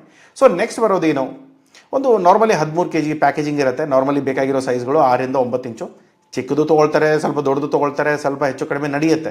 ಆದರೆ ಮೇಜರ್ ಆಗಿ ಡಿಮಾಂಡ್ ಇರೋದು 6 ಇಂದ 9 ಇಂಚು, ಯಾಕೆಂದರೆ ಮುಂದೆ ಅವ್ರಿಗೂ ಮಾರೋದಿರುತ್ತೆ. ಸೊ ಹಾಗಾಗಿ ಆ ಸಮಸ್ಯೆಗಳಿರೋದ್ರಿಂದ ನೀವು ಕರೆಕ್ಟಾಗಿ ನೋಡಿಕೊಂಡು ನೀವು ಪ್ಯಾಕ್ ಮಾಡಿಸ್ಕೊಂಡು ಅದೇ ಸೈಜು ಅದೇ ಥರದ ಕ್ವಾಲಿಟಿಗಳನ್ನ ನೋಡಿಕೊಂಡು ಪ್ಯಾಕ್ ಮಾಡಿ ಕಳಿಸ್ಬೇಕು. So branding specific normally white labelling ಇರುತ್ತೆ. ನಾರ್ಮಲಿ ಬ್ರ್ಯಾಂಡ್ಗಳೇನು ಪ್ರಮೋಟ್ ಮಾಡಿರಲ್ಲ. ಹಾಗೇನಾದರೂ ಅವಶ್ಯಕತೆಗಳಿದ್ದರೆ ಯಾವ ಪ್ಯಾಕೇಜಿಂಗು ಯಾವುದೇ ನೀವು ಲೇಬಲಲ್ಲಿ ಹೇಳಿದರೂ ಕೂಡ ಆ ಬಾಕ್ಸ್ಗಳು ರೆಡಿಯಾಗಿ ಸಿಗುತ್ತೆ. ಅದುಗಳು ಏನು ಸಮಸ್ಯೆಗಳಿಲ್ಲ. ಒಂದು ವಾರದ ಮುಂಚೆ ನೀವು ಅವರಿಗೆ ಆರ್ಡರ್ ಕೊಟ್ಟರೆ ಪ್ಯಾಕೇಜಿಂಗ್ ಮೆಟೀರಿಯಲ್ ನಿಮ್ಗೆ ಎಲ್ಲಿ ಮುಟ್ಟಿಸ್ಬೇಕೋ ಅವ್ರು ಅಲ್ಲಿ ಮುಟ್ಟಿಸ್ಬಿಡ್ತಾರೆ. ಅದೇ ಬಾಕ್ಸಸ್ಗಳಲ್ಲಿ ಯಾರು ಬೇಕಾದ ಹೆಸರಲ್ಲೂ ಆಗುತ್ತೆ. ತುಂಬ ಜನ ಏನಾಗುತ್ತೆ, ಈಗ ತುಂಬ ಜನ ಇದು ಕಂಟೈನರ್ ಲೋಡ್ ಮಾಡಿಬಿಟ್ಟು ತಮ್ಮ ಹೆಸರನ್ನು ತೋರಿಸಿ, ಇಲ್ಲ ನಾವು ಇಷ್ಟು ಎಕ್ಸ್ಪೋರ್ಟ್ ಮಾಡ್ತೇವೆ ಅಷ್ಟು ಎಕ್ಸ್ಪೋರ್ಟ್ ಮಾಡ್ತೇವೆ ಅಂತ ನೋಡಿರ್ಬೋದು ನೀವು. ಆ ಕಂಟೈನರ್ ಬಾಕ್ಸಸ್ ಏನಿದೆ ಆ ಬಾಕ್ಸಸ್ಗಳು ಮಾತ್ರ ಅವ್ರದ್ದಿರುತ್ತೆ. ಬೇರೆ ಎಲ್ಲ ಮೆಟೀರಿಯಲ್ಗಳು ಸಪ್ಲೈ ಮಾಡೋರು, ಎಕ್ಸ್ಪೋರ್ಟ್ ಮಾಡೋರು ಮೇ ಬಿ ಬೇರೆ ಬೇರೆ ಜನ ಇರ್ಬೋದು. ಓಕೆ, ಸೊ ಇಲ್ಲಿ ನೆಕ್ಸ್ಟ್ ಇಂಪಾರ್ಟೆಂಟ್ ಮೇನ್ ಪ್ಲೇಯರ್ ಯಾರು? ಇವಾಗ ಮೆಟೀರಿಯಲ್ಗಳನ್ನ ಪ್ರೊಕ್ಯೂರ್ ಮಾಡಿದ್ಮೇಲೆ, ಮೆಟೀರಿಯಲ್ಗಳ ಎಲ್ಲಿಂದ ತೊಗೋಬೇಕು ಅನ್ನೋದನ್ನು ಡಿಸೈಡ್ ಮಾಡಿದ್ಮೇಲೆ ನೆಕ್ಸ್ಟ್ ಬೇಕಾಗೋದು ನಿಮಗೆ ಪ್ಯಾಕ್ ಹೌಸ್. ಸೊ ಇವ್ರೇನು ಮಾಡ್ತಾರೆ, ಆ ಬಾಳೆಹಣ್ಣು ತೊಳೆಯೋದಾಯಿತು, ಅದರಲ್ಲಿ ಹುಳುಗಳಿರುತ್ತೆ, ಅದರಲ್ಲಿ ಕಸ ಇರುತ್ತೆ, ಅದನ್ನೆಲ್ಲ ಕ್ಲೀನ್ ಮಾಡೋದಾಯಿತು, ಅದೊಂಥರ ಕಟ್ ಮಾಡಿದ್ಮೇಲೆ ಒಂಥರ ಹಾಲು ಬಿಡುತ್ತೆ, ಅದನ್ನು ಕ್ಲೀನ್ ಮಾಡೋದು. ಸೊ ಇದಕ್ಕೆಲ್ಲ ಲೆಟೆಕ್ಸ್ ಅಂತ ಹೇಳ್ತೇವೆ. ಸೊ ಅದನ್ನೆಲ್ಲ ಕ್ಲೀನ್ ಮಾಡೋದು, ಪ್ರತಿಯೊಂದನ್ನು ಕ್ಲೀನ್ ಮಾಡಿ ಪ್ಯಾಕ್ ಮಾಡಿ ಹೇಳಿರೋ ಕ್ವಾಂಟಿಟಿ ಸೈಜಸಲ್ಲಿ ಅದನ್ನು ನೀಟಾಗಿ ಫೋಲ್ಡ್ ಮಾಡಿ ಪ್ಯಾಕ್ ಮಾಡಿ ಕಳಿಸ್ತಾರೆ. ಸೊ ಇದು ಎಲ್ಲ ಪ್ರೊಸೀಜರ್ಸ್, ಡ್ರೈಯಿಂಗ್ ಇರ್ಬೋದು, ಸಾರ್ಟಿಂಗ್ ಇರ್ಬೋದು, ಗ್ರೇಡಿಂಗ್ ಇರ್ಬೋದು, ಸ್ವಲ್ಪ ಚಿಕ್ಕದಿದ್ದರೆ ಅದನ್ನು ರಿಜೆಕ್ಟ್ ಮಾಡೋದಿರ್ಬೋದು, ಅಥವಾ ಕೆಟ್ಟು ಹೋಗಿದ್ದು, ಡೆಂಟ್ ಬಿದ್ದಿದ್ದು, ಹುಳುಗಳೇನಾದರೂ ಕಡ್ದಿರೋ ಅಂಥ ಬಾಳೆಹಣ್ಣುಗಳನ್ನ ಅದನ್ನೆಲ್ಲ ಬೇರೆ ಬೇರೆ ಮಾಡಿಕೊಂಡು ಇದೆಲ್ಲ ಮಾಡ್ತಾರೆ. ಸೊ ಇದನ್ನು ನಾವು ಕುತ್ಕೊಂಡು ಮಾಡಬೇಕಾ? ನಾರ್ಮಲಿ ನಾವೇನು ಮಾಡೋಕ್ಕೆ ಹೋಗಲ್ಲ, ಜನ ಇರ್ತಾರೆ ಮಾಡೋಕ್ಕೆ. ಸೊ ನಾರ್ಮಲಿ ಪ್ಯಾಕ್ ಹೌಸ್ ಸಿಗ್ತಾರೆ, ಅಪೆಡಾಯಿಂದ ರಿಜಿಸ್ಟರ್ಡ್ ಆದವ್ರನ್ನ ಪಿಕ್ ಮಾಡ್ಕೊಳ್ಳಿ. ಅವ್ರಿಗೆ ಅವ್ರ ಫೆಸಿಲಿಟಿ ಆದರೆ ಇರುತ್ತೆ. ಇಲ್ಲ ಅಂದರೆ ಇನ್ನೊಂದು ರೀತಿಯಲ್ಲಿ ಹೇಗೆ ಅಂತಂದರೆ, ನೀವು ಎಲ್ಲಿಂದ ಯಾವ ಫಾರ್ಮಿಂದ ಪ್ಯಾಕ್ ಮಾಡ್ಬೇಕು ಅಂದ್ಕೊಂಡಿದ್ರು ಅಲ್ಲೇ ನಿಮ್ಮ ಕಂಟೈನರ್ನ ತೊಗೊಂಡು ಬಂದು ಅಲ್ಲೇ ಲೋಡ್ ಮಾಡಿಸ್ಕೊಳ್ತಾರೆ. ಅದು ಕೂಡ ಫೆಸಿಲಿಟಿ ನಿಮ್ಮ ಹತ್ರ ಇರುತ್ತೆ. ಸೊ ಇದರಲ್ಲಿ ಕಾಸ್ಟ್ ಕಡಿಮೆ ಯಾವುದಾಗುತ್ತೆ? ಸೊ ಈಗ ನಮ್ಮ ಮೆಟೀರಿಯಲ್ಗಳನ್ನ ಯೂನಿಟಿಗೆ ತೊಗೊಂಡೋಗಿ ಅಲ್ಲಿ ಪ್ರೊಸೆಸ್ ಮಾಡಿಸಿ ಅಲ್ಲಿ ಪ್ಯಾಕ್ ಮಾಡಿ ಮತ್ತೆ ಮುಂದೆ ಲೋಡ್ ಮಾಡಿ ಕಳಿಸೋದು ಕಡಿಮೆ ಆಗುತ್ತೋ, ಅಥವಾ ಫಾರ್ಮಿಗೆ ಟ್ರಕ್ ತೊಗೊಂಡು ಹೋಗಿ ಅಲ್ಲೇ ನೀವು ನಿಂತ್ಕೊಂಡೇ ಎಲ್ಲ ಸೆಟಪ್ ಮಾಡ್ಕೊಂಡು ಅಲ್ಲಿಂದಲ್ಲೇ ಕ್ಲೀನ್ ಮಾಡ್ಕೊಂಡು ಲೋಡ್ ಮಾಡ್ತಿರೋ, ಅದು ನಾರ್ಮಲಿ ನಿಮ್ಮ ಏರಿಯಾಗಳ ಮೇಲೆ ಡಿಪೆಂಡ್ ಆಗುತ್ತೆ. ಆದರೆ ನಾರ್ಮಲಿ ಇವಾಗ ರಷ್ಯಾಗಾದರೆ ಪ್ರಾಪರ್ ಯೂನಿಟ್ ಬೇಕಾಗುತ್ತೆ. ಈ ದುಬೈಗೆ ಅಲ್ಲಿ ಇಲ್ಲಿ ಎಲ್ಲ ಸ್ವಲ್ಪ ಕಡಿಮೆ ರೇಟ್ ಬರೋದ್ರಿಂದ ಇಷ್ಟೆಲ್ಲ ಸಮಸ್ಯೆಗಳನ್ನ ತೊಗೊಳ್ಳೋ ಅವಶ್ಯಕತೆ ಇಲ್ಲ. ನಾರ್ಮಲಿ ಫಾರ್ಮಿಂದ ಪ್ಯಾಕ್ ಆಗಿ ಹೋಗುತ್ತೆ. ಸೊ ಇಲ್ಲಿ ಒಂದು ವೇಳೆ ನಾಳೆ ನಿಮ್ಗೆ ಏನಾದರೂ ಇನ್ವೆಸ್ಟ್ಮೆಂಟ್ ಮಾಡಿ, ಸರ್ ನಂದೇ ಒಂದು ಪ್ಯಾಕ್ ಯೂನಿಟ್ ಸ್ಟಾರ್ಟ್ ಮಾಡಬೇಕು ಅಂದರೆ ಇಷ್ಟು ಖರ್ಚುಗಳು ಬರುತ್ತೆ. ಸಬ್ಸಿಡಿ ಇರುತ್ತೆ, ಬಟ್ ಆದರೂ ಖರ್ಚುಗಳು ಮಾತ್ರ ಒಂದು 5 ರಿಂದ 6 ಕೋಟಿವರೆಗೂ ಖರ್ಚು ಬರುತ್ತೆ. ಇನ್ನೂ ಸ್ವಲ್ಪ ಕಡಿಮೆ ಆಗ್ಬೋದು, ಡಿಪೆಂಡ್ ನೀವು ಯಾವ ಏರಿಯಾದಲ್ಲಿದ್ದೀರಾ, ಏನು ಕನ್ಸ್ಟ್ರಕ್ಷನ್ ಕಾಸ್ಟ್ ಬರುತ್ತೆ ಅದರ ಮೇಲೆ ನೋಡಿಕೊಂಡು ಪ್ಲ್ಯಾನ್ ಮಾಡ್ಕೊಳ್ಳೋಕ್ಕೆ ಅಡ್ಡಿಲ್ಲ. ಸೊ ನೆಕ್ಸ್ಟ್ ಬರೋದು ಎಕ್ಸ್ಪೋರ್ಟರ್ಸ್ ಮತ್ತು ಇದು ಸರ್ಟಿಫಿಕೇಷನ್ಸ್ ಏನೆಲ್ಲ ಬೇಕಾಗುತ್ತೆ. ಸೊ ಅಪೆಡಾದಿಂದ ರಿಜಿಸ್ಟರ್ಡ್ ಪ್ಯಾಕಿಂಗ್ ಹೌಸಸ್ ಇರೋದು ನೋಡ್ಕೊಳ್ಳಿ. ಅಥವಾ ನೀವು ಇವಾಗ ನೀವೇನೋ ಸ್ಟಾರ್ಟಿಂಗ್ ಮಾಡ್ತಾ ಇದ್ದೀರಾ, ಸೊ ನಿಮಗೆ ಅಡ್ವೈಸ್ ಏನಂತಂದರೆ, ನೀವು ಯಾವುದೇ ಥರದ ಇಂಡಿಯಾ ಮಾರ್ಟಲ್ಲಾಯಿತು, ಅಲ್ಲಾಯಿತು, ಇಲ್ಲಾಯಿತು, ನಿಮಗೆ ಬಾಳೆಹಣ್ಣು ಕೊಡುವಂಥ ಜನ ಸಿಗ್ತಾರೆ. ಅದನ್ನು ನೀವು ಎಕ್ಸ್ಪೋರ್ಟ್ ಕ್ವಾಲಿಟಿ ಅವ್ರು ಆಲ್ರೆಡಿ ಮಾಡ್ತಾ ಇದ್ದರೆ ದಯಮಾಡಿ ಅವ್ರ ಹತ್ರ ಕೇಳ್ಕೊಳ್ಳಿ. ಅವ್ರ ಹತ್ರ ಏನಾದರೂ ಜಾಬ್ ಸಿಗ್ತಾ ಇದ್ದರೆ ಅಲ್ಲಿ ಹೋಗಿ ಜಾಬ್ ಮಾಡಿ. ಇಲ್ಲ ಅಂದರೆ ಒಂದು ಸ್ವಲ್ಪ ದಿನ ಅವ್ರು ಎಲ್ಲಿ ಕಂಟೈನರ್ ಲೋಡ್ ಮಾಡ್ತಾ ಇದ್ದಾರೆ ಅಲ್ಲಿ ಹೋಗಿ ನಿಂತ್ಕೊಂಡು ಕಂಪ್ಲೀಟ್ ಪ್ರೊಸೆಸ್ನ ನೋಡಿಕೊಂಡು ಅರ್ಥ ಮಾಡ್ಕೊಳ್ಳಿ. ಇಲ್ಲ ಅಂದರೆ ನಿಮಗೆ ಬೇಕಾದಷ್ಟು ವೀಡಿಯೋಸ್ಗಳಿದೆ. ಅದ್ರ ಜೊತೆಗೆ ಅಪೆಡಾಯಿಂದ ಟ್ರೈನಿಂಗ್ ಕೂಡ ಇರುತ್ತೆ, ಅದನ್ನು ಕೂಡ ನೀವು ಬೇಕಾದರೆ ಅಟೆಂಡ್ ಹಾಕ್ಕೊಂಡು ಇದ್ರ ಬಗ್ಗೆ ಕಂಪ್ಲೀಟಾಗಿ ಅರ್ಥ ಮಾಡ್ಕೊಂಡು ಕೆಲಸ ಮಾಡೋಕ್ಕೆ ಅಡ್ಡಿ ಇಲ್ಲ. ಸೊ ಇದರಲ್ಲಿ ಏನಾದರೂ ಸಮಸ್ಯೆಗಳಿದೆ ಸರ್, ಇದರಲ್ಲಿ ಬೇರೆ ಯಾವ ದೊಡ್ಡ ಕೆಲಸ ಬರುತ್ತೆ? ನಾರ್ಮಲಿ ಬಾಯರ್ ಹಿಡ್ಕೊಂಡು ಕನ್ವರ್ಟ್ ಮಾಡಿಕೊಂಡು ಕಳಿಸೋದು ಒಂದು ಕೆಲಸ. ಅದ್ರ ಬಿಟ್ಟರೆ ಕ್ವಾಲಿಟಿ ತುಂಬ ಇಂಪಾರ್ಟೆಂಟ್. ಯಾಕೆಂದರೆ ಬಾಯರ್ಸ್ಗಳು ಬಂದ ಮೇಲೆ ಕೆಟ್ಟದಾಗಿರೋ ಕ್ವಾಲಿಟಿ ಅವ್ರಿಗೆ ಕೊಟ್ಟರೆ ಅವ್ರು ಮತ್ತೆಂದೂ ನಿಮ್ಮ ಬಾಯರ್ ಆಗೋಕ್ಕೆ ಸಾಧ್ಯ ಇಲ್ಲ. ಅದನ್ನು ನೆನ್ಪಿಟ್ಕೊಳ್ಳಿ. ಸೊ ಇಲ್ಲಿ ಫಸ್ಟ್ ಆಗೋದು ಬಾಳೆಹಣ್ಣುಗಳನ್ನ ಎಲ್ಲಿ ಬೆಳೀತಾರೆ ಅಲ್ಲಿಂದ ಹಾರ್ವೆಸ್ಟ್ ಮಾಡ್ಕೊಳ್ತೀರಾ, ವಾಶ್ ಮಾಡ್ತೀರಾ, ಎಲ್ಲ ಕ್ಲೀನ್ ಮಾಡ್ತೀರಾ, ಏರ್ ಡ್ರೈ ಮಾಡ್ತೀರಾ. 13 kg ಪ್ಯಾಕೇಜಿಂಗ್ ನಾರ್ಮಲಿ ಸ್ಟ್ಯಾಂಡರ್ಡ್ ಇರುತ್ತೆ. ಅದನ್ನು ಬಿಟ್ಟು ನಿಮ್ಗೆ ಏನಾದರೂ ಮೇಲೆ ಕೆಳಗೆ ಆಗುವಂಥ ಚಾನ್ಸಸ್ ಇರುತ್ತೆ, ಬಟ್ ಅದು ಕಂಪ್ಲೀಟ್ಲಿ ಡಿಪೆಂಡ್ ಆಗುತ್ತೆ ನಿಮ್ಮ ಕ್ಲೈಂಟ್ ಮೇಲೆ. ಸೊ ಕಾಟನ್ ಬಾಕ್ಸ್ ರೆಡಿ ಆಯಿತು ಅಂದಮೇಲೆ ನೆಕ್ಸ್ಟ್ ಇರೋದು ನಿಮ್ಮ ಪ್ಯಾಥೋಸ್ಯಾನಿಟಿ ಸರ್ಟಿಫಿಕೇಟು ಲೋಡ್ ಆಗುತ್ತೆ ರೀಫರ್ಗೆ. ರೀಫರ್ ಆದರೂ ಯೂಸ್ ಮಾಡ್ಕೋಬೋದು, ಡ್ರೈ ಆದರೂ ಯೂಸ್ ಮಾಡ್ಕೋಬೋದು. ರೀಫರ್ ಅಂದರೆ ಟೆಂಪ್ರೇಚರ್ ಕಂಟ್ರೋಲ್ಡ್ ಇರುತ್ತೆ. ಸೊ ಇದಕ್ಕಿಂತ ಕಡಿಮೆ ಅಂದರೆ ತುಂಬ ತಂಪಾಗಿ ಮಾಡುವಂಥ ಅವಶ್ಯಕತೆ ಇಲ್ಲ. ನಾರ್ಮಲಿ ಇವಾಗ ನೀವೇನು ಐಸ್ ಕ್ರೀಮ್ಗೆಲ್ಲ ಯೂಸ್ ಮಾಡ್ತೀರಾ ಅಷ್ಟು ಅವಶ್ಯಕತೆ ಇಲ್ಲ, ಬಟ್ ಆದರೆ 13 to 14 ಡಿಗ್ರಿ ಬೇಕಾಗುತ್ತೆ. ಇವಾಗ ದುಬೈಯಲ್ಲಿ ಅಥವಾ ಬೇರೆ ಜಾಗ ನೋಡಿದರೆ ನೀವು ಆಲ್ಮೋಸ್ಟ್ ಒಂದು 45 ಡಿಗ್ರಿ ಸೆಲ್ಸಿಯಸ್ ನಡೀತಾ ಇದ್ದರೆ, ಸೊ ಇಲ್ಲಿ ಆ ಹಣ್ಣುಗಳು ತುಂಬ ಬೇಗ ಕೆಟ್ಟೋಗುತ್ತೆ. ಸೊ ಅದನ್ನು ನೀವು ನೋಡ್ಕೊಳ್ಳಿ. ಸೊ ಇಲ್ಲಿ ನೀವು ಡ್ರೈ ಕಂಟೈನರ್ನ ನಾವು ಒಂದು ವೇಳೆ ಯೂಸ್ ಮಾಡೋದಾದರೆ ಹೇಗೆ? ಸೊ ಡ್ರೈ ಕಂಟೈನರ್ ಆದರೆ 3 ರಿಂದ 5 ದಿನ ಏನು ಶಿಪ್ಮೆಂಟ್ ಇದೆ ಇಂಡಿಯಾದಿಂದ ಹೋಗೋದು, ಅದನ್ನು ನೀವು ಪ್ರಾಪರಾಗಿ ಪ್ಲ್ಯಾನ್ ಮಾಡಿಕೊಂಡು ಶೆಡ್ಯೂಲ್ ಇಟ್ಕೊಂಡು ಗೇಟ್ ಕ್ಲೋಸ್ ಆಗೋ ಮುಂಚೆನೇ ಕಂಟೈನರ್ನ ಹ್ಯಾಂಡ್ ಓವರ್ ಮಾಡಿ ಆ ಪ್ರಾಪರ್ ಯಾವ ವೆಸಲ್ಗೆ ನೀವು ಪ್ಲ್ಯಾನ್ ಮಾಡಿದಿರೋ ಆ ಶಿಪ್ಪಿಗೆ ಅದು ಲೋಡ್ ಆಯಿತು ಅಂದರೆ ಮಾತ್ರ ನೀವು ಉಳ್ಕೊಳ್ತೀರಾ. ಜಸ್ಟ್ ಒಂದು ಕೇಸ್ ಆ ವೆಸಲ್ ಬಿಟ್ಟೋಯ್ತು ಅಥವಾ ನಿಮ್ಮ ವೆಹಿಕಲ್ಗಳು ಆನ್ ಟೈಮ್ ಮುಟ್ಟಲಿಲ್ಲ, ಆವಾಗ ಅದೇನಾದರೂ ನೆಕ್ಸ್ಟ್ ವೆಸಲ್ವರೆಗೂ ವೇಟ್ ಮಾಡ್ತು ಅಂದರೆ ಅಲ್ಲಿ ನಿಮಗೆ ಮೇ ಬಿ 2 ರಿಂದ 3 ದಿನ ಅಥವಾ 7 ದಿನ ಡಿಲೇ ಆಗುತ್ತೆ. ಅದು ಡಿಲೇ ಆದಾಗ ನಿಮ್ಮ ತರಕಾರಿ ಅಥವಾ ನಿಮ್ಮ ಬಾಳೆಹಣ್ಣ ಕತೆಗಳು, ಬಾಳೆಕಾಯಿ ಇರುತ್ತೆ ಮುಂಚೆ ಗ್ರೀನ್ ಕಲರ್ ಇದ್ದಾಗಲೇ ನಾವು ಪಿಕ್ ಮಾಡ್ತೇವೆ, ಬಟ್ ಅದನ್ನು ಕಳಿಸುವಾಗ ಅದೇ 7 ದಿನ ಅದು ಅಲ್ಲೇ ಬಿತ್ಕೊಂಡ್ರೆ ಅಲ್ಲಿ ಏನಾದರೂ ಪೋರ್ಟ್ ಹತ್ರ ಆಲ್ಮೋಸ್ಟ್ ಸಮುದ್ರದ ಹತ್ರ ಇರೋದ್ರಿಂದ ಬಿಸಿಲು ಹ್ಯುಮಿಡಿಟಿ ಎಲ್ಲ ಇರುತ್ತೆ, ಆವಾಗ ಅಲ್ಲಿ ನಿಂತ್ಕೊಂಡಲ್ಲೇ ಹಣ್ಣಾಗಿಬಿಟ್ರೆ ನೀವು ಅಲ್ಲಿ ಕಳಿಸಿ ಕೂಡ ಅರ್ಥ ಇಲ್ಲ. ಸೊ ಅದಕ್ಕೆ ದಯಮಾಡಿ ನಿಮ್ಮ ಪ್ಲ್ಯಾನಿಂಗ್ಗಳನ್ನ ಕರೆಕ್ಟಾಗಿ ನೋಡ್ಕೊಳ್ಳಿ. ನಿಮ್ಮ ಫ್ರೈಟ್ ಫೋರ್ಡರ್ ಯಾರಿದ್ದಾರೆ ಅವರು ಸ್ವಲ್ಪ ಕಂಟ್ರೋಲಲ್ಲಿ ಇರಬೇಕು. ನಿಮ್ಮ ಕಂಟೈನರ್ಗಳು ಕರೆಕ್ಟಾಗಿ ಟೈಮಲ್ಲಿ ಮುಟ್ಕೋಬೇಕು, ಕ್ಲಿಯರೆನ್ಸ್ ಕರೆಕ್ಟ್ ಟೈಮಲ್ಲಿ ಆಗಬೇಕು. ಸ್ವಲ್ಪ ಪೆರಿಷಬಲ್ ಇದೆ ಅಂದರೆ ಬೇಗನೆ ಮಾಡ್ತಾರೆ, ಬಟ್ ಆದರೂ ತಲೆಯಲ್ಲಿ ಇಟ್ಕೊಂಡು ಮಾಡುವಂಥ ಕೆಲಸ. ಓಕೆ, ನೆಕ್ಸ್ಟ್ ಬೇಕಾಗೋದು ನೀವು dry container. Obviously cost effective ಇರುತ್ತೆ, ಯಾಕಂದರೆ ಅದರಲ್ಲಿ ಏನು ಏರ್ ಕಂಡೀಷನ್ ಕಂಟ್ರೋಲ್ ಇಲ್ಲ, ಟೆಂಪ್ರೇಚರ್ ಕಂಟ್ರೋಲ್ ಇಲ್ಲ. ಸೊ ಏನೇ ಟೆಂಪ್ರೇಚರ್ ಇದ್ದು ನಾರ್ಮಲಿ ವೆಂಟಿಲೇಟೆಡ್ ಇರುತ್ತೆ, ಅದು ಹೋಗುತ್ತೆ, ಸಮಸ್ಯೆ ಇಲ್ಲ. ಬಟ್ ಆದರೆ ಅದೇ ನೀವು ತುಂಬ ಲೆಂತಲ್ಲಿ ಇತ್ತು ಅಂದರೆ, ತುಂಬ ದೂರ ಕಳಿಸ್ತಾ ಇದ್ದರೆ ನಾರ್ಮಲಿ ಡ್ರೈ ಕಂಟೈನರ್ಸ್ಗಳು ವರ್ಕೌಟ್ ಆಗಲ್ಲ. ಸೊ ಹಾರ್ವೆಸ್ಟ್ ಮಾಡುವಾಗ 75% ಮೆಚ್ಯೂರಿಟಿ. ನಾನು ಯಾಕೆ ಈ ಥರ ತಿರ್ಗಾ ಹೇಳ್ತಾ ಇದ್ದೇನೆ ಅಂದರೆ, ತುಂಬ ಸಾರಿ ಜನಕ್ಕೆ ಮೆಚ್ಯೂರಿಟಿ ಗೊತ್ತಾಗಲ್ಲ, ಎಷ್ಟು ಹಣ್ಣಾಗಿದೆ, ಎಷ್ಟು ಕಾಯಿ ಇದೆ. ಕಾಯಿನ ಹರ್ಕೊಂಡು ಹಸಿರಿರೋ ಬಾಳೆಕಾಯಿಗಳನ್ನ ಹರ್ಕೊಂಡು ಅದನ್ನು ಕ್ಲೀನ್ ಮಾಡಿ ಕಳಿಸೋದು. ಯಾವಾಗಲೂ ಕೂಡ ಬಾಳೆಹಣ್ಣುಗಳು ಯೆಲ್ಲೋ ಕಲರ್ ಇರೋದು ನಾವು ಈ ತರಕಾರಿ ಅಂಗಡಿಯಿಂದ ತೊಗೊಂಡು ಬರ್ತೇವಲ್ಲ, ಹಣ್ಣಿನ ಅಂಗಡಿಯಿಂದ, ಆ ಥರದ ಹಣ್ಣುಗಳನ್ನ ನಾವು ಇಡಲ್ಲ ಅಥವಾ ಕಳ್ಸೋಕ್ಕಾಗಲ್ಲ. ಯಾಕೆಂದರೆ ಆಲ್ರೆಡಿ ಹಣ್ಣಾಗಿರೋದು ಅಲ್ಲಿ ಮುಟ್ಟೋಷ್ಟರಲ್ಲಿ ಕೊಳ್ತೋಗುತ್ತೆ. ಅದಕ್ಕೆ ಕಾಯಿಗಳನ್ನ ತೊಗೊಳ್ತೇವೆ, 75%ವರೆಗೂ ಹಣ್ಣಾಗಿರೋವಂಥ ಕಾಯಿಗಳು. ಸೊ ಅದನ್ನು ತೊಗೊಂಡು ಇನ್ನೊಂದು 25%ರಲ್ಲಿ ಅದನ್ನು ಅಲ್ಲಿ ಜಾಗಕ್ಕೆ ಮುಟ್ಟಿಸ್ಬೇಕು. ಅದು ಅಲ್ಲಿ ಮುಟ್ಟಲಿಲ್ಲ, ನಡುವೆ ಏನಾದರೂ ಸಮಸ್ಯೆಗಳಾಯಿತು, ನಿಮ್ಮ ದುಡ್ಡು ಹೋಯಿತು. ಒಂದು ವೇಳೆ ದುಡ್ಡು ಬಂದಿಲ್ಲ ಅಂದರೆ ಕ್ರೆಡಿಟಲ್ಲಿ ಕೊಟ್ಟಿದ್ರಂತೂ ಸಿಕ್ಕಾಕೊಳ್ತೀರಾ. ಒಂದು ವೇಳೆ ನಿಮ್ಗೆ ದುಡ್ಡು ಬಂದಿತ್ತು ಅಂದರೆ ಅಲ್ಲಿ ರಿಲೇಷನ್ ಹಾಳು ಮಾಡ್ಕೊಳ್ತೀರಾ, ಅಥವಾ ಅವನು ಕೇಸ್ ಹಾಕ್ಕೊಂಡು ನಿಮ್ಗೆ ತಿರ್ಗಾ ದುಡ್ಡು ವಾಪಸ್ ನೀವು ಕೊಡಬೇಕಾಗುತ್ತೆ. ಎರಡರಲ್ಲೂ ಯಾವುದೋ ಒಂದು ಸಿಚುವೇಶನ್ ಬರುತ್ತೆ. ಅದಕ್ಕೆ ನೀವೇನು ಮಾಡಬೇಕಾಗಿರೋ ಸಮಸ್ಯೆ ಏನಂತಂದರೆ, ನಿಮಗೆ ಗೊತ್ತಿಲ್ಲ ಅಂದರೆ ಜನ ಸಿಗ್ತಾರೆ, ಆ ಮೆಚುರಿಟಿಗಳನ್ನ, ಆ ಕ್ವಾಲಿಟಿಗಳನ್ನ ಕರೆಕ್ಟಾಗಿ ಐಡೆಂಟಿಫೈ ಮಾಡ್ತಾರೆ. ಅವ್ರನ್ನ ಕರ್ಕೊಂಡು ಮೆಟೀರಿಯಲ್ಗಳನ್ನ ಪ್ರಾಪರಾಗಿ ಪಿಕ್ ಮಾಡಿಸ್ಕೊಳ್ಳಿ. ಕ್ಲೀನಿಂಗ್ ಮಾಡೋಕ್ಕೆ, ಪ್ಯಾಕ್ ಮಾಡಿ ಕೊಡೋಕ್ಕೆ ಜನ ಇದ್ದಾರೆ, ಅವ್ರನ್ನ ಕರೆಕ್ಟಾಗಿ ಹೈಯರ್ ಮಾಡ್ಕೊಳ್ಳಿ. ಎಲ್ಲ ಕೂಡ ಒಂದೊಂದು ಸರಿ ನೀವು ನೆಲದಲ್ಲಿ ಇಳ್ಕೊಂಡು ಕೆಲಸ ಮಾಡೋಕ್ಕೆ ಸ್ಟಾರ್ಟ್ ಮಾಡಿದರೆ ಇವರೆಲ್ಲ ಕೂಡ ನಿಮ್ಮ ಕನೆಕ್ಟಲ್ಲಿ ಬರ್ತಾರೆ. ಬಟ್ ಒಂದೇನೋ, ಒಬ್ಬರ ಹತ್ರನೇ ಭೇಟಿಯಾಗಿ ಒಬ್ಬ ಸಪ್ಲೈಯರ್ನೇ ನೋಡಿಕೊಂಡು ಇದನ್ನೆಲ್ಲ ಮಾಡೋಕ್ಕೆ ಹೋಗಬೇಡಿ. ಒಂದು 4-5 ಜನನ ಭೇಟಿಯಾಗಿ 4-5 ಕಂಟೈನರ್ ಮಾಡಿ ಯಾವುದೂ ಅವಸರಕ್ಕಿಲ್ಲ. ಈ ಜಗತ್ತು ನಾಳೆ ಮುಳುಗೋಗುತ್ತೆ ಅನ್ನೋದು ಯಾವ ಥರದ ಸಮಸ್ಯೆಗಳೂ ಇಲ್ಲ. ಓಕೆ, ಸೊ ಇಲ್ಲಿ ಯಾವುದು 2012 ಅಂತ ಮೂವಿ ನಡೀತಾ ಇಲ್ಲ. ಸೊ ಯಾವುದು ಜಗತ್ತು ಮುಳುಗ್ತಾ ಇಲ್ಲ. ಸೊ ಇವತ್ತು ಕಂಟೈನರ್ ಮಾಡದೆ ಹೋದರೆ ಅವಸರಕ್ಕೆ ಬಿದ್ದು ನೀವು ನಾಳೆ ಕಂಟೈನರ್ ಹಾಳು ಮಾಡ್ಕೊಂಡು ನೀವು ಬಿಸ್ನೆಸ್ಸಿಂದ ಹೊರಗೆ ಹೋಗೋ ಬದಲು ಸ್ವಲ್ಪ ದಿನ ಕಲಿಯೋಕ್ಕೆ ಎಫರ್ಟ್ ಹಾಕಿ, ಇದ್ರ ಬಗ್ಗೆ ಟ್ರೈನಿಂಗ್ ತೊಗೊಳ್ಳಿ, ಕಲ್ತ್ಕೊಳ್ಳಿ, ಆಮೇಲೆ ನೀವು ಕೆಲಸ ಮಾಡೋಕ್ಕೆ ಸ್ಟಾರ್ಟ್ ಮಾಡಿ. ಓಕೆ, ಇದರಲ್ಲಿ ಏನೇ ಡೌಟ್ಸ್ ಇದ್ದರೂ ಕೂಡ ನಿಮಗೆ ಮೇನ್ ಬೆಸ್ಟ್ ಫ್ರೆಂಡ್ ಇದರಲ್ಲಿ ಯಾರು ಅಂತಂದರೆ ರೆಸ್ಪಾಂಡ್ ಮಾಡೋ ಅಪೇಡಾದರು. ಕೆಲವೊಂದು ಸರಿ ರೆಸ್ಪಾಂಡ್ ಮಾಡೋ ಅಪೇಡ ಅಂದರೆ ಕೆಲವೊಂದು ಸರಿ ಮಲ್ಕೊಳ್ಳೋ ಅಪೇಡನೂ ಇದ್ದಾರೆ. ಅಲ್ಲಿ ಏನೇ ನೀವು ಕಳಿಸಿದ್ರು ಕೂಡ ಅವ್ರು ಏನೂ ರೆಸ್ಪಾಂಡ್ ಮಾಡಲ್ಲ. ಕೆಲವೊಂದು ಆಫೀಸ್ಗಳಲ್ಲಿ ಅಪೇಡಗಳಲ್ಲಿ ರೆಸ್ಪಾನ್ಸ್ ಮಾಡ್ತಾರೆ. ಆ ಥರದ ಆಫೀಸ್ಗಳನ್ನ ಹುಡುಕೊಂಡು ನೀವು ದಯಮಾಡಿ ಅವ್ರ ಜೊತೆ ಮಾತಾಡಿಕೊಂಡು ಪ್ಲ್ಯಾನ್ ಮಾಡ್ಕೊಳ್ಳಿ. ಈ RCMCಗಳು ಎಲ್ಲರೂ ತೊಗೊಂಡ್ರು ಎಲ್ಲ ಗೌರ್ಮೆಂಟ್ ಯೂನಿಟ್ಸ್ಗಳು ಸಪೋರ್ಟ್ ಮಾಡುತ್ತೆ ಅಂತಿಲ್ಲ, ಕೆಲವೊಬ್ಬರು ರಿಪ್ಲೈನೇ ಮಾಡಲ್ಲ. ಸೊ ಹಾಗಾಗಿ ಸಮಸ್ಯೆಗಳಾಗುತ್ತೆ. ಆದರೆ ಅವ್ರ ಹತ್ರ ನೀವು ಲೀಸ್ಟ್ ತೊಗೊಂಡು ಅವ್ರ ಹತ್ರ ಇರೋ ಪ್ಯಾಕೇಜಿಂಗ್ ಲಿಸ್ಟ್, ಅವರು ಅಲ್ಲಿ ಎಲ್ಲಿ ಮೆಟೀರಿಯಲ್ಗಳನ್ನ ಸ್ಟೋರ್ ಮಾಡ್ಬೋದು, ಯಾರು ಅದನ್ನು ಕ್ಲೀನ್ ಮಾಡಿಕೊಡ್ತಾರೆ, ಪ್ರತಿಯೊಂದು ಡೀಟೇಲ್ಸ್ ಅವ್ರ ಹತ್ರ ಇರುತ್ತೆ. ಅದನ್ನು ತೊಗೊಂಡು ನೀವು ಮುಂದೆ ಪ್ರೊಸೆಸ್ ಮಾಡ್ಕೋಬೋದು. ಸೊ ಒಂದು ವೇಳೆ 3 ರಿಂದ 5 ದಿನಕ್ಕಾದರೆ ಡ್ರೈ ಕಂಟೈನರ್ ಯೂಸ್ ಮಾಡ್ಕೊಳ್ಳಿ, ಸಮಸ್ಯೆಗಳಿಲ್ಲ. ಆದರೆ ಇದಕ್ಕಿಂತ ಹೆಚ್ಚಿಗೆ ಆಗುತ್ತೆ ಅನ್ನೋದಾದರೆ ದಯಮಾಡಿ ನೋಡ್ಕೊಳ್ಳಿ. ಇಲ್ಲಿ ಏನಾದರೂ ಬನಾನ ಪೂರ್ತಿ ಹಣ್ಣಾಯಿತು, ಕೊಳ್ತೋಯ್ತು ಅಂದರೆ ದುಡ್ಡು ಹೋಗುತ್ತೆ. ಓಕೆ, ಸೊ ಇಲ್ಲಿ ಪ್ರಿಕಾಷನ್ಸ್ ಏನು? ತುಂಬ ಹಣ್ಣಾಗಿರೋ ಕಾಯಿಗಳನ್ನ ಎತ್ಕೊಳ್ಳೋಕೆ ಹೋಗಬೇಡಿ. ತುಂಬ ಹಣ್ಣಾಗಿತ್ತು ಅನ್ನೋ ಒಂದು ವೇಳೆ ಏನಾದರೂ ಫಾರ್ಮರ್ಗೆ ಅಥವಾ ಫಾರ್ಮ್ದವ್ರಿಗೆ ಕಮಿಟ್ಮೆಂಟ್ ಕೊಟ್ಬಿಟ್ಟಿದ್ರಿ, ಅಥವಾ ಇವಾಗ ತೊಗೊಳ್ಳೇಬೇಕು ನಾವು ಆ ಕಾಯಿಗಳನ್ನ, ಅಥವಾ ನಮಗೆ ಕಂಟೈನರ್ ಬರೋದು ಲೇಟ್ ಆಯಿತು, ಏನೋ ಒಂದು ಸಮಸ್ಯೆಗಳಾಗಿರುತ್ತೆ. ಸೊ ಆವಾಗ ಹಾಗೇನಾದರೂ ಅನಿಸಿದ್ರೆ, ಸ್ವಲ್ಪ ಡೌಟ್ ಇತ್ತು ಅಂದರೆ ಸ್ವಲ್ಪ ದಯಮಾಡಿ ಯೆಲ್ಲೋ ಕಲರಲ್ಲಿ ಏನೋ ಟರ್ನ್ ಆಗಿದ್ದರೆ ದಯಮಾಡಿ ಅದನ್ನು ಲೋಕಲ್ ಮಾರ್ಕೆಟಿಗೆ ಬಿಟ್ಬಿಡಿ. ₹2 ಕಡಿಮೆ ಆದರೂ ಚಿಂತೆ ಇಲ್ಲ, ದುಡ್ಡಾದರೂ ಬರುತ್ತೆ. ಅದೇ ನೀವು ಎಲ್ಲೋ ಆಗಿರೋದನ್ನು ತೊಗೊಂಡು ದುಬೈ ಕಳ್ಸೋಕ್ಕೆ ಹೋದರೆ, ಅದರಲ್ಲಿ ಏನಾದರೂ ನಿಮ್ಮ ಹಣೆ ಬರ ಸರಿ ಇಲ್ಲದೆ ಪೋರ್ಟಲ್ ಸಿಕ್ಕಾಕೊಂಡ್ರೆ ನಿಮ್ಮ ಇರೋ ಕಂಟೈನರು ಫುಲ್ ದುಡ್ಡುಗಳು ಹಾಳಾಗೋಗುತ್ತೆ. ಸೊ ಅದನ್ನು ತಲೆಯಲ್ಲಿ ಇಟ್ಕೊಳ್ಳಿ. ಓಕೆ, ಸೊ ತುಂಬ ರಿಸ್ಕಿ ಬಿಸ್ನೆಸ್ಸು, ಹೊಸಬ್ರಿಗಲ್ಲ. ಎಕ್ಸ್ಪೀರಿಯೆನ್ಸ್ ಇದ್ದರೆ ಮಾಡಿ. ಬಾಳೆಹಣ್ಣುಗಳ ಬಗ್ಗೆ, ಬಾಳೆಹಣ್ಣಿನ ವ್ಯಾಪಾರದ ಬಗ್ಗೆ ಗೊತ್ತಿದ್ದರೆ ಮಾತ್ರ ದಯಮಾಡಿ ಕೆಲಸ ಮಾಡಿ. ಇಲ್ಲದೆ ಹೋದರೆ ಕಲ್ತ್ಕೊಂಡು ಮಾಡಿ, ಇಲ್ಲದೆ ಹೋದರೆ ಮಾಡೋಕ್ಕೆ ಹೋಗ್ಬಿಡಿ, ಬಿಟ್ಬಿಡಿ. ಬಾಳೆಕಾಯಿಗೆ ಇನ್ನೂ ಬೇಕಾದಷ್ಟು ಆಪ್ಷನ್ಗಳನ್ನ ನಾನು ಮುಂದೆ ಕೊಡ್ತೇನೆ. ಬಾಳೆಕಾಯಿಗಿದೆ, ಬಾಳೆ ಪೌಡರ್ಸ್ ಇದೆ, ತುಂಬ ಇದೆ. ಅದರಲ್ಲಿ ಯಾವುದೇ ಥರದ ಟೈಮ್ ಬಾಂಬು ಇಲ್ಲ, ಅದರಲ್ಲಿ ಯಾವುದು ಕೆಟ್ಟೋಗುತ್ತೆ ಅನ್ನೋ ಚಾನ್ಸಸ್ಸು ಇಲ್ಲ. ಎಲ್ಲ ಪ್ರೊಸೀಜರು ಸೇಮೆ. ಬಟ್ ಆದರೆ ಒಂದೇನಂತಂದರೆ, ಇವತ್ತು ನೀವು ದುಡ್ಡು ಹಾಕ್ಕೊಂಡು ಈ ಬಿಸ್ನೆಸ್ಸಿಗೆ ಇಳ್ಕೊಂಡು ದುಡ್ಡು ಕಳ್ಕೊಂಡ್ರೆ ನಾಳೆ ನೀವು ಬಿಸ್ನೆಸ್ಸಿಗೆ ಇರೋಕ್ಕಾಗಲ್ಲ. ಆಮೇಲೆ ಬಂದ್ಬಿಟ್ಟು ಎಕ್ಸ್ಪೋರ್ಟ್ ಹಾಳಾಯಿತು, ಇಲ್ಲ ಸರ್ ರೋಹಿತ್ ಸರ್ ಸರಿಯಾಗಿ ಹೇಳ್ಕೊಟ್ಟಿಲ್ಲ, ಅಥವಾ ಬಿಸ್ನೆಸ್ ಸರಿ ಇಲ್ಲ, ಎಕ್ಸ್ಪೋರ್ಟ್ ಇಂಪೋರ್ಟ್ ಬಿಸ್ನೆಸ್ಸೇ ಒಂಥರ ಜೂಜಾಡ್ದಂಗೆ, ಇದನ್ನು ಮಾತ್ರ ಹೇಳೋಕ್ಕೆ ಹೋಗ್ಬೇಡಿ. ಯಾಕಂದರೆ ತಪ್ಪು ನಿಮ್ದಿರುತ್ತೆ. ಓಕೆ, ಸೊ ಯಾವಾಗಲೂ ತಪ್ಪನ್ನ ಒಪ್ಕೊಳ್ಳುವಂಥ ಮನುಷ್ಯರು ನಾವು ಅಲ್ಲಲ್ಲ ಇವತ್ತಿನ ಟೈಮಲ್ಲಿ. ಎಲ್ಲರೂ ಮುಂದಿನ ತಪ್ಪೆ, ನಾನು ಮಾತ್ರ ಪರ್ಫೆಕ್ಟ್ ಆಗಿರುತ್ತೆ ನಾನು ಸಿಚುವೇಶನ್ದಲ್ಲಿ ಜನ ಇದ್ದಾಗ ಈ ಥರ ಸಮಸ್ಯೆಗಳು ಬರುತ್ತೆ. ಓಕೆ, ಇಂಡಿಯಾ ಮತ್ತು ದುಬೈ ಕಳಿಸೋದಾದರೆ ಸೂಟೇಬಲ್ ಡ್ರೈ ಕಂಟೈನರ್ ಮಾಡ್ಬೋದು, ಯಾಕೆಂದರೆ 3-5 ದಿನಕ್ಕೆ ಮುಟ್ಕೊಂಡ್ಬಿಡುತ್ತೆ, ಸಮಸ್ಯೆ ಇಲ್ಲ. ಆದರೆ ರೂಟ್ ಏನಾದರೂ ಚೇಂಜ್ ಆಗಿದ್ದರೆ ಮತ್ತು ಇನ್ನೂ ದಿನ ಹೆಚ್ಚಿಗೆಗಳಾಗುತ್ತೆ, ಅದು ನೋಡ್ಕೊಳ್ಳಿ. ಸೊ ಎಲ್ಲಿಂದ ಕಳಿಸ್ತಿದ್ದಾರೆ, ಯಾವ ರೂಟ್ ತೊಗೊಳ್ತಾ ಇದೆ. ಇವಾಗ ಶ್ರೀಲಂಕಾ ವಯ ಇತ್ತು ಅಂದರೆ ಮತ್ತು ಒಬ್ವಿಯಸ್ಲಿ ಒಂದು 4 ದಿನ ಎಕ್ಸ್ಟ್ರಾ ಆಗುತ್ತೆ. ಸೊ ಅದನ್ನು ನೋಡ್ಕೊಳ್ಳಿ, ಯಾವ ರೂಟ್ ಯೂಸ್ ಮಾಡ್ತಾ ಇದ್ದಾರೆ ಏನು.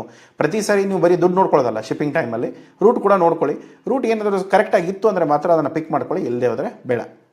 ಓಕೆ, ಇಂಡಿಯಾ ಅದೇ ರಷ್ಯಾಗಾದರೆ ನಾವು ಇವಾಗ ಎಕ್ಸ್ಪೋರ್ಟ್ ಮಾಡ್ತಾ ಇದ್ದಿದ್ದು ರಷ್ಯಾಕ್ಕೆ. ಸೊ ರೆಗ್ಯುಲರ್ಲಿ ಕಂಟೈನರ್ಸ್ಗಳು ಎಕ್ಸ್ಪೋರ್ಟ್ ಆಗಿದೆ ರಷ್ಯಾಕ್ಕೆ. ಸೊ ಇಲ್ಲೇ ಆದರೆ ನಿಮಗೆ 12ರಿಂದ 20 ದಿನ ಬೇಕಾಗುತ್ತೆ. ಇಲ್ಲಿ ನೀವು ಡ್ರೈ ಮಾಡಿ ರಿಸ್ಕ್ ತೊಗೊಳ್ಳೋ ಅವಶ್ಯಕತೆ ಇಲ್ಲ. ನಾರ್ಮಲಿ ಅವರು ಹೇಳೋದು ಇಲ್ಲ, ನಿಮಗೆ ಒಳ್ಳೆ ದುಡ್ಡು ಕೊಡ್ತಾ ಇದ್ದಾರೆ. ಸೊ ಹಾಗಾಗಿ ರೀಫರ್ ಕಂಟೈನರ್ ನೀವು ಅಫೋರ್ಡ್ ಮಾಡ್ಬೋದು, ಒಳ್ಳೆ ರೇಟ್ ಇರುತ್ತೆ. ರೀಫರ್ ಕಂಟೈನರ್ ಕಾಸ್ಟ್ನ ತೊಗೊಳ್ಳಿ, ಅದಕ್ಕೆ ಪ್ಲ್ಯಾನ್ ಮಾಡ್ಕೊಳ್ಳಿ. ಸೊ ಇದರಲ್ಲಿ ಏನಾದರೂ ನಿಮಗೆ ಸಮಸ್ಯೆಗಳಿತ್ತು ಅಥವಾ ಬೇರೆ ಏನಾದರೂ ಇದ್ದರೆ ದಯಮಾಡಿ GB ಎಕ್ಸ್ಪರ್ಟ್ಸ್ ಕಾಂಟ್ಯಾಕ್ಟ್ ಮಾಡಿ, ನಾವು ಅದಕ್ಕೆ ಏನಿದೆ ಸಮಸ್ಯೆಗಳನ್ನ ಹೆಲ್ಪ್ ಮಾಡ್ತೇವೆ. ಸೊ ನಾರ್ಮಲಿ ಬಾಯರ್ಗಳು ಏನಾದರೂ ಹೇಳಿದರೆ ದುಡ್ಡು ಕೊಡ್ತಾ ಇದ್ದಾವೆ, ಇಟ್ಸ್ ನಮ್ಮ ಜವಾಬ್ದಾರಿ, ನಾವು ಹೇಳಿರೋ ಥರನೇ ಕಳಿಸಿ, ಹಾಗಿದ್ರೆ ತೊಂದರೆ ಇಲ್ಲ, ಕಳಿಸಿ. ಅದು ಕೂಡ ತುಂಬ ಕಾಯಿತ್ತು, ಏನೂ ಸಮಸ್ಯೆಗಳಿಲ್ಲ, 50% ಅಷ್ಟೇ ಮೆಚ್ಯೂರ್ ಆಗಿದೆ, ಹೋಗ್ತಾ ಹೋಗ್ತಾ ಹಣ್ಣಾಗುತ್ತೆ, ತೊಂದರೆ ಇಲ್ಲ ಸರ್, ಇನ್ನೂ ನಾವು ಡ್ರೈಯಲ್ಲೇ ಕಳಿಸ್ತೇವೆ, ಕಳಿಸಿ, ತೊಂದರೆ ಇಲ್ಲ. ಆದರೆ ಹಣ್ಣಾಗಿತ್ತು, ಟೆಂಪ್ರೇಚರ್ ಕಂಟ್ರೋಲ್ ಇಲ್ಲ ಅಂದರೆ ಕತೆ ಮುಗಿತಿಲ್ಲಿ. ಓಕೆ, ಸೊ ಲಾಜಿಸ್ಟಿಕ್ ಮತ್ತು ಶಿಪ್ಮೆಂಟ್ ಏನು, JNPT, ತೂತುಕುರಿನೋ, ಚೆನ್ನೈ, ಕೊಚ್ಚಿ, ಇಲ್ಲಿಂದ ಎಕ್ಸ್ಪೋರ್ಟ್ ಆಗುತ್ತೆ. So almost 40 feet container dry ಅಥವಾ ರೀಫರ್ನ ಯೂಸ್ ಮಾಡ್ಕೊಳ್ಳಿ. UAE ಡ್ರೈ ಮಾತ್ರ ಯೂಸ್ ಮಾಡ್ಕೊಳ್ಳಿ. ರೀಫರ್ ಆದರೆ ಬೇರೆ ಎಲ್ಲ ಸ್ಟೇಟ್ಗಳಿಗೂ ಬೇರೆ ಎಲ್ಲ ರೀಜನ್ಸ್ಗಳಿಗೂ ನೀವು ರೀಫರ್ ಮೇಲೆ ಯೂಸ್ ಮಾಡಬೇಕು. 3ರಿಂದ 22 ದಿನ ತೊಗೊಳುತ್ತೆ. ಆಲ್ಮೋಸ್ಟ್ ಒಂದು $1,200 ಹಿಡಿದು $4,500 ಡಾಲರ್ವರೆಗೂ ನಿಮಗೆ ಖರ್ಚು ಬರುತ್ತೆ. ರೂಟ್ ಡಿಪೆಂಡ್ ಆಗುತ್ತೆ, ಟೈಮ್ ಡಿಪೆಂಡ್ ಆಗುತ್ತೆ, ಕಂಟೈನರ್ ಎಲ್ಲಿಂದ ಕಳಿಸ್ತಾ ಇದ್ದೀರಾ ಅಥವಾ ಯಾವ ಕಂಟೈನರು, ರೀಫರಾ ಡ್ರೈಯಾ, ಅದ್ರ ಮೇಲೆ ಡಿಪೆಂಡ್ ಆಗುತ್ತೆ, ನೋಡ್ಕೊಳ್ಳಿ. ನೀವು ಕೊಡಬೇಕಾಗಿರೋ ಡಾಕ್ಯುಮೆಂಟು, ಇನ್ವಾಯ್ಸು, ಪ್ಯಾಕೇಜಿಂಗ್ ಲಿಸ್ಟು, ಪ್ಯಾಥೋಸ್ಯಾನಿಟರಿ ನಿಮ್ಮ ಫ್ರೈಟ್ ಫಾರ್ವರ್ಡರ್ ಕೊಡ್ತಾರೆ, certificate of origin freight forwarder ಕೊಡ್ತಾರೆ, BL ಸರ್ಟಿಫಿಕೇಟ್ ಫ್ರೈಟ್ ಫಾರ್ವರ್ಡರ್ ಕೊಡ್ತಾರೆ, ಇನ್ಶೂರೆನ್ಸ್ ಕೂಡ ಫ್ರೈಟ್ ಫಾರ್ವರ್ಡರ್ ಕೊಡ್ತಾರೆ. ನೀವು ಯಾವುದೇ ಥರದ ಡಾಕ್ಯುಮೆಂಟ್ಸ್ಗಳನ್ನ, ಇದೆರಡೇ ಡಾಕ್ಯುಮೆಂಟ್ ನೀವು ಮಾಡಬೇಕಾಗಿರೋದು, ಉಳಿದಿದ್ದೆಲ್ಲ ನಿಮ್ಮ ಫ್ರೈಟ್ ಫಾರ್ವರ್ಡರ್ ಮಾಡಿಕೊಡ್ತಾರೆ. ಸೊ ಫ್ರೀಯಾಗಿ ಏನು ಮಾಡಿಕೊಡಲ್ಲ, ದುಡ್ಡು ಇರುತ್ತೆ, ಬಟ್ ಆಬ್ವಿಯಸ್ಲಿ ಅವ್ರು ಮಾಡಿಕೊಡ್ತಾರೆ. ಸೊ ಇಲ್ಲಿ ಖರ್ಚು ಬರೋದೇನು, ಇಲ್ಲಿ ನೋಡಿ ದುಡ್ಡು, ಇಲ್ಲಿ ನಾನು ಹೇಳಿದಾಗ ಕೆಲವೊಂದು ಸಾರಿ ಏನಾಗುತ್ತೆ ಸಮಸ್ಯೆಗಳು ಅಂತಂದರೆ, ಸರ್ ಈ ರೇಟಲ್ಲಿ ನಮಗೆ ಸಿಗ್ತಾನೇ ಇಲ್ಲ, ನನಗೆ ಸಿಗ್ತಾ ಇದೆ, ನೀವು ಕರೆಕ್ಟಾಗಿ ಹುಡುಕಿದ್ರೆ ನಿಮಗೂ ಸಿಗುತ್ತೆ, ಬಟ್ ಆದರೆ ಹುಡುಕೋಕ್ಕೆ ಎಫರ್ಟ್ ಕೂಡ ಹಾಕಿ, ಆಯಿತಾ. ತುಂಬ ವಿಷಯದಲ್ಲಿ ನಾನು ನೋಡಿದ್ದೇನೆ, ಇದು ಯಾವುದು ವರ್ಮಿ ಕಂಪೋಸ್ಟ್ ಇರ್ಬೋದು, ಬೇರೆ ವಿಷಯಗಳಲ್ಲಿ ಯಾವ ಪ್ರಾಡಕ್ಟ್ದು ರೇಟ್ಗಳನ್ನ ನಾನು ಡಿಸ್ಕ್ಲೋಸ್ ಮಾಡ್ತೇನೆ, ಸರ್ ಈ ರೇಟಲ್ಲಿ ನಮಗೆ ಮಾರ್ಕೆಟಲ್ಲೇ ಸಿಗ್ತಾ ಇಲ್ಲ ಅಂದರೆ ನೀವೆಲ್ಲ ತಪ್ಪು ಹುಡುಕ್ತಾ ಇದ್ದೀರಾ, ನಾವೆಲ್ಲಿ ಹುಡುಕ್ತಾ ಇದ್ದೇವೆ ಅಲ್ಲಿ ಹೋಗಿ ಹುಡುಕಿ ನಿಮಗೂ ಕೂಡ ಸಿಗುತ್ತಾರೆ. ಓಕೆ, ಸೊ ಫಾರ್ಮ್ ಪ್ರೊಡಕ್ಷನ್ ಏನಿದೆ, ಪ್ಯಾಕೇಜಿಂಗ್ ಎಷ್ಟು ಕಾಸ್ಟ್ ಆಗುತ್ತೆ, ಲಾಜಿಸ್ಟಿಕ್ಸ್ ಎಷ್ಟು, ಪೋರ್ಟ್ ಮತ್ತು ಹ್ಯಾಂಡ್ಲಿಂಗ್ ಮತ್ತು CHAದವ್ರದ್ದು ಎಷ್ಟಾಗುತ್ತೆ, ಡಾಕ್ಯುಮೆಂಟೇಷನ್ ಎಷ್ಟಾಗುತ್ತೆ, ಎಲ್ಲ ಸೇರಿಬಿಟ್ಟು ನೀವು ಪೋರ್ಟಿಗೆ ಮುಟ್ಸಿದ ಮೇಲೆ ನಿಮಗೆ $325 ನಿಮ್ಮ ಖರ್ಚು ಬೀಳಬೇಕು. ಇದು ಬಿದ್ದ ಮೇಲೆ ನೀವು ಮಾರಬೇಕಾಗಿರೋದು ಎಷ್ಟಕ್ಕೆ, $500ರಿಂದ $550. ಇದು ಏನಾದರೂ ನೀವು ರಷ್ಯಾಗಾದರೆ $100-200 ಸ್ವಲ್ಪ ಹೆಚ್ಚಿಗೆ ಸಿಗುತ್ತೆ, ಅದನ್ನು ಪ್ಲ್ಯಾನ್ ಮಾಡ್ಕೊಳ್ಳಿ.